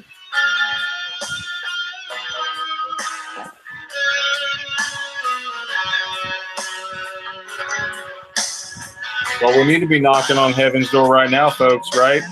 Yeah. Yeah. You gonna open That's up? why I'm like, why did that pop in my head? And it was a perfect 4, opportunity. 3, 2, 1. Lift off. Harold. Okay. Oh wow, that's fast. Okay. God. That's blast. Yeah. Heaven's door. See, I can barely hear it because you guys keep moving. Heaven's door. I'll improvise. Knock, knock, knocking on heaven's door. Oh yeah.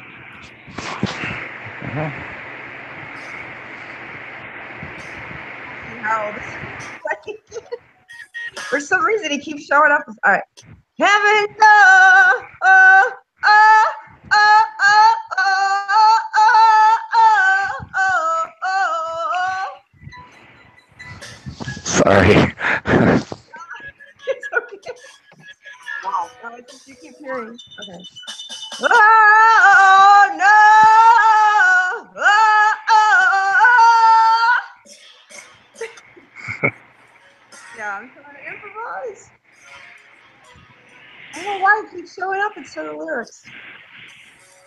Knock, knock, knocking on heaven's door.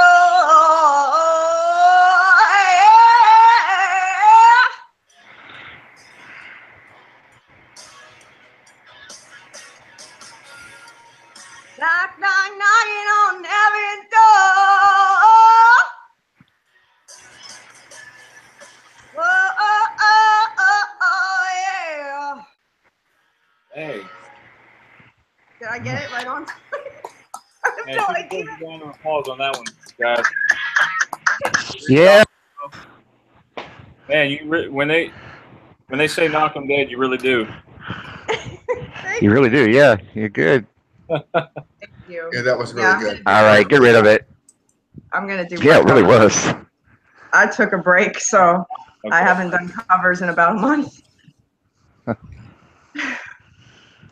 yeah, that's pretty much what I can do. Wow. Hey, Awesome. clapping. Did good. Did good. But I will not take a record deal. I'm not a sellout. And I don't mind that. No, you wouldn't do it. Yeah, you'd probably use it. Wouldn't do it. YouTube wants to pay me just for the videos. I'm like, no, nope. No thanks. I'm good. Don't want Yes. I don't get this movie. it. Teresa, you heard me the whole time. TV4. Oh, are you just watching it for the first time? Yeah, he was telling him this is how you need to bend over. Welcome to that. What's the movie? 1984. He says this Really? is how you bend over. What? I was born. I'm just starting the movie. It is. That happened in 1984. Over. Yeah, I don't remember that in 1984. Oh, this is how you Sonic though. I'm kind of hungry now. What's the movie in 1984? Does anybody can explain this movie to me? This 1984 George Orwell? Yeah, what about it? Yeah. What about it? George Orwell was written in 1948. I don't understand it. Yeah. They've all a bunch of prisoners. Oh, okay. Who gave you that book? Or is it a movie? I'm watching the movie right now. I just started. Okay, well that's much better. Yeah, I've never seen the movie, but thank God you're not reading the book. Yeah, it's about a dystopian future, basically. it's about. When it was written. Yeah. Isn't it like double Unfortunately, speak? it's very. War Peace. All It's that. it's not Animal Farm. No. This is All these people are being controlled. Is that what it is? yes, but the idea of it, George Orwell had a unique way of looking at things. He wrote it in 1948, and he needed to come up with a date in the future that would signify change in the way the government is being run. So all he did was transfer 48 to 84 is what he did. That far off to the way that society really is now. It's like the future, what I'm watching? Yes. His take on the future. Big Brother is watching you. Yeah. Big Brother's watching you. That's it. He is watching you. For a very long time now. Yeah. You know the only difference? The only difference between that and what we got is they're not showing us that they're watching us. They're just putting a camera there. They're not actually showing their face. You know? Cameras everywhere. There's cameras everywhere. Yeah. They said Everywhere. something about we're going to be able to. In here, I think. Oh my God! I think they're watching me now. Wall was going to be a camera, but it wasn't going to need a lens, and it was going to be able to see us. Something about that's going to come out soon, to where you don't need. I was just thinking about. I was just thinking about having a personal drone. It just flies around and watches you. I think what's that R2D2, right? You have a camera there, don't you? Yeah. I would have an R2D2 for sure. Oh, I love that movie. Yeah. I have an Alexa. I cried when I he have an died. Alexa that, Dude. you know. Like, no. I want to see 3PO with all gold though, not a silver leg. Well, you know, there's evidence out there, plenty of it. Yes, I of think course. Teresa shared me one where parts of him laid out on the floor, and Have you found the monocle? the leg was gold. And that's what? I think a piece of it changed. No, no. Have you found the monocle yet though? Somebody said to me that a piece changed. Look at it again. The front. Armor. Yeah, look in the front and the corner. Somebody commented somewhere about On it. C3, They said, C3PO no, changed, piece or of that? silver there, and I'm like, no, it wasn't a piece of silver before. The picture changed. The picture changed. It's changed. That's Look what at the happens. picture again. I don't. Look in the front. Is Star Wars still 1977, Brian? You send it again? Star Wars was it made in 77? 77, yeah, it was. I sent it to you, but I don't know when I sent it to you. That's the problem. Is it still Darth Vader or is he red now? It changed, whatever it was. I don't know where I put it. Brian, has Darth Vader changed to red now? Why is Darth Vader red? No. Yeah. No, it's not. Better not be red. His lightsaber better not change from being red. Computer. It's a different color now. It's not red.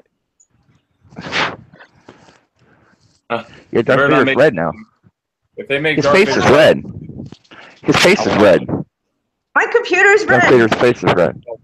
No, It really joking, is. right? No, my computer's red. Are you sure? No. Darth Okay, Vader's face is red. His helmet's red. 77. Now I'm thinking you're Star not Wars kidding. released it. 77, right? Okay. Hey, how many of you guys remember Over the Hedge? Did you ever see Over the Hedge, DreamWorks? Yes, I Over did. the Hedge? Yeah. Okay. No, I never saw it. It wasn't. It was a very good movie, but it was a very short-lived movie, limited run cartoon for children. Oh. Yeah, let me show you this character real quick. I don't remember. DreamWorks. It was from DreamWorks. Yeah, DreamWorks. Never saw it. I don't remember his. Nope. It looks like Darth Vader's helmet right here. Does it not? Yeah, and he's holding something red. See the red? Told you. I watched this movie the other day with my son, and I don't remember this. That's not right. He was more pronounced raccoon. You know that, right? Yeah. Brian? Yeah. He was a more pronounced raccoon. Yeah, the raccoon had a helmet on. And this looks weird to you too? But I don't see any Definitely red. looks weird. What do you? yeah, the red. See the red? Right there. Joking about those. Where's the Any red? red? What are you talking about? The turtle's holding a red bottle. Oh, that. Okay, I thought you were talking about the one next to it. I was like, no. No. There. No, but there's a red bottle. that? See, I told you. They got the okay. red bottle because Darth Vader's helmet is red. Oh, okay. He's joking, of course. I get He's joking. what you're He's being facetious. Where's- His middle name should be facetious. Yeah, and I wanted to do a shout out to somebody. No, Brian's the one that said it. Brian told me this. Didn't you tell me that his face turned red? I'm red from singing because that was exhausting. Yeah. That was pretty good. Ty's red from laughing. Well, that too, yeah. Well, Oh, I appreciate you guys putting up with my sense of humor. I appreciate it. here's one. you're Here's so. one I came across. Is the he other day. red? Is his face red? I was on a Get a red job. arm. The red. Oh. Computer It's job. actually as long as Red. well, but I drove an Chappelle. hour away to fix a printer, right? Yeah. So check Yes. this. And you saw a red Darth Vader's face? No. Cintas. It looks like it might have changed. You tell me. Look at Cintas. It's like Cintas. what does Cintas. that even mean? Is Cintas. that Spanish? company. You talk about the logo at Cintas? Let's take Yeah. a look at it. Yeah, it's changed. Notice that the logo is red. Part of the logo is red. Cintas, the Yeah, A- that's the Chanel A- song. the A has changed. Let's see Cintas again. The S is The A's attached to the changed. A. A and the What S. song you talking A is about? attached to the S, yeah. The A looks like a pyramid. I got the Painting the Roses Red song in my head now after all this. The N and the T are connected, and they have red that they didn't have before. It's red. See, I'm telling you, the red is everywhere. The pen is blue. Her computer is red. The pen Well, is Her blue. computer, Yeah, her computer is red. Brian's red too. Her computer is red. Computer. The pen My is computer's blue. red. Look, Wells Fargo is red. See it? You Red. see the red? It's everywhere. Well, maybe It's everywhere. signifying blood. Blue. Red. Yeah, Pen it's is blue. everywhere. Jim telling Carrey, you. liar, liar, Brian. The scene with the pen. Is the pen still blue or did it change to red? No, it's red. I Hey, have to look, check there's a my red costume balloon. every day to Look, make sure look they on the haven't changed. That's what I do. Brian. Yeah. Brian, Oh, wait, hold on. move the thing up. Look to your right there where there's a clown.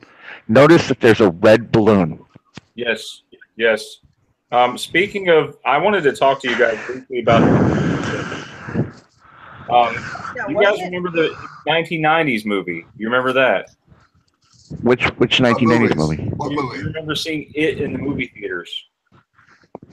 Yes, Yeah, actually, yes. my favorite actor was there, Tim Curry. Because the Yeah, movie. he's the clown. It was supposed to be only on TV, but it was definitely in the movies, just like the other movies. The Shining was on. The Shining was in the movie, but that's somebody else. The Shining. Christine was in the movies. Carrie was in the movies as well. Why would And it be on TV and not in the movies? Shining was in the movies. Yes, The Shining was in the movies. it be only on TV. And that's another one of my favorite actors. Well, can I say something real quick about that? Because I know Go ahead. that my dad was saying Steven King It's late. Sorry. Yeah. Stephen King was really upset at Stanley Kubrick's directing of The Shining.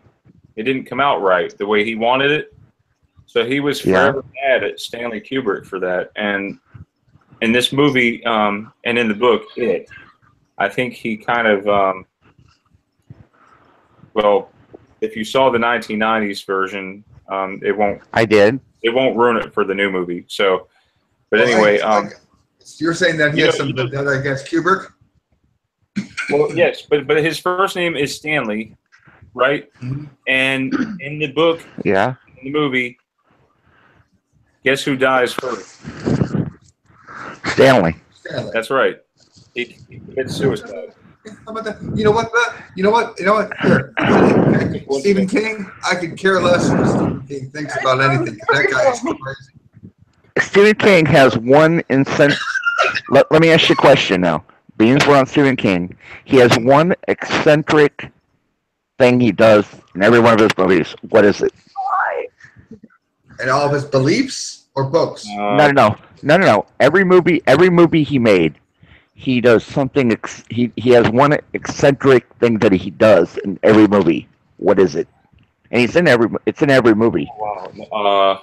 Horror, death. No. He does something. He's in the movie, right? He needs paper, pencil, grader, mouthwash. What's he do? He does something weird. What's he do? You want me to tell you? Yeah. Yeah. He has to be in the movie. He has to be in every movie. Oh, sounds like a Stan Lee thing. Yeah, all the movies. No. Yeah.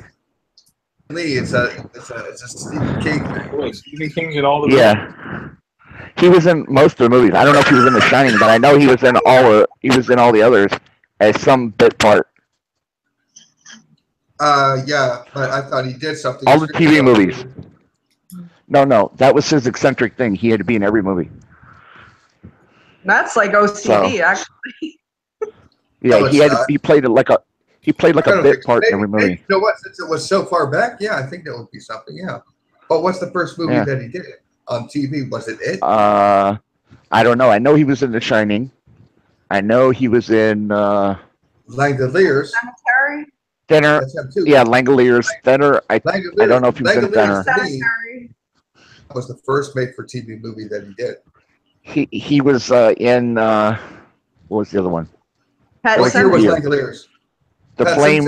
What was the one with the old people? Or was that someone else? What was the one with the old people? You know, the one where it's like a spaceship or something? Hold on. That's a Ron Howard thing. Cocoon? No. It was actually Stephen King. They dug something up. And it was green, except for the one part that was red. Oh God! I'm just saying. Look this thing forever. The red part. I know you can't. Right now. You know, Superman. And it's not skeleton. It's not skeleton crew. It's. What's up, you guys? Sorry, that's me. Sorry. Hey, I wanted to. I was trying to open up YouTube and I opened up my page. And the Seven Dwarfs. I don't know if you guys had the chance to see that. Yeah, there's only 6 dwarves now. Well, no, there's supposed to be. And one of them's red. Right? Does it have warts? It's still right in the 6 dwarfs. Do they still have red hats? What do you mean? There's 6 dwarves. What do you mean? It's still white. The 6 dwarves. It's 6 dwarves now, when he has red hats. One of them had like a purple hat, didn't he? Yeah, red. It was like red. Yeah. Okay, I think it was red. Subscribe to Megs. Megs now has one more subscriber. Yep, I subscribed to her. You guys know about the movie The Sixth Sense? You remember The Sixth Sense? Yes. Yes, I remember The Sixth Sense. I just watched it. Came out in 99. I just watched it. I just watched it again recently. Really? Because you have to, there's residue in that movie for Chuck E. Cheese. Is it really? Oh yeah. Okay. Yes. Good enough. And not to mention, like they talk about in the commentaries, they talk about the red, all the red doors. Yes, and Yes. Red Yes. petals. Yes. And he has a red balloon he lets go up in the sky too. Something happens and he lets a red balloon go up. I remember that. I did not like that movie. I did not like the that. mother was yelling. You didn't? You didn't like it? No. Well, you know, it's one of those one and done movies. You can't watch it twice. Have you ever watched the movie Dark City? Yeah. Not yet. I did. It was good. I'm not a big movie watcher, believe it or not. I'm not a big TV watcher either. Watch Dark City. Trust me. There's a lot of Mandela people. Like I love it when there really is. I love it when people. I tell them I don't watch movies. I don't really watch TV, and then they just blurt out, "Then watch this."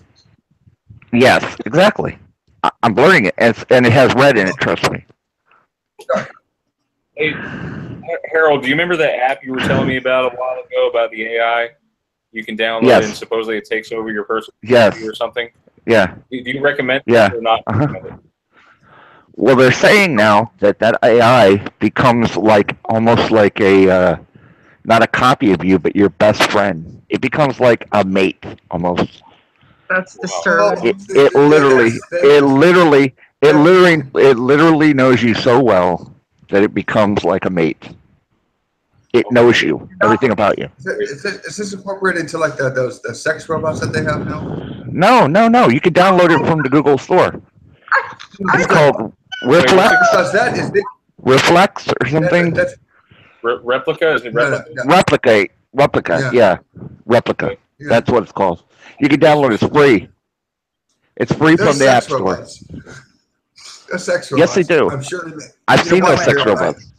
I'm sure they come in red. They do. They have red lipstick. They do come in red. They do. But they have red lipstick. Guys, what is the reference to the lady in the red dress? What is that about in the Matrix? And also, the lady in that was distracting him. That was distracting him, so he didn't notice the agent was right there and zapped him. And they stopped it right before he shot him in the head.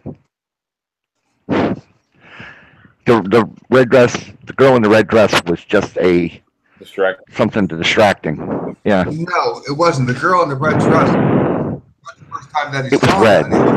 When the Oracle, when it took the Oracle. If a girl wears red, that means we're distracting guys. It doesn't make any sense. No, usually it's red hair that does it, but sometimes red lipstick. What? Red hair can do that. Red hair can distract me. Red lipstick can distract me. Red dresses, they distract me. Red balloons. My phone cover. Red, see, it's red. I told you. Red phone cover. Call Teresa. Call Teresa right now. It is red. Pajamas on. Look, she's wearing red pajamas. A red keyboard. How is that Teresa. Ty's face is red. So weird. You see, I'm telling you, it's red. It's red. Everything is red. Everything is red. On a note here, everybody, if you haven't seen the movie It, if you want to go see it, go. Stop distracting me. Your red pants are distracting me. Stop. Yeah, guys, we're probably going to call it a night. And we'll pick up next. Okay. Okay. Sure. Okay. Yes. Have a great night. And God bless all of you. Thank you for coming and thank you. Good night, guys. Thanks, Brian. Good night.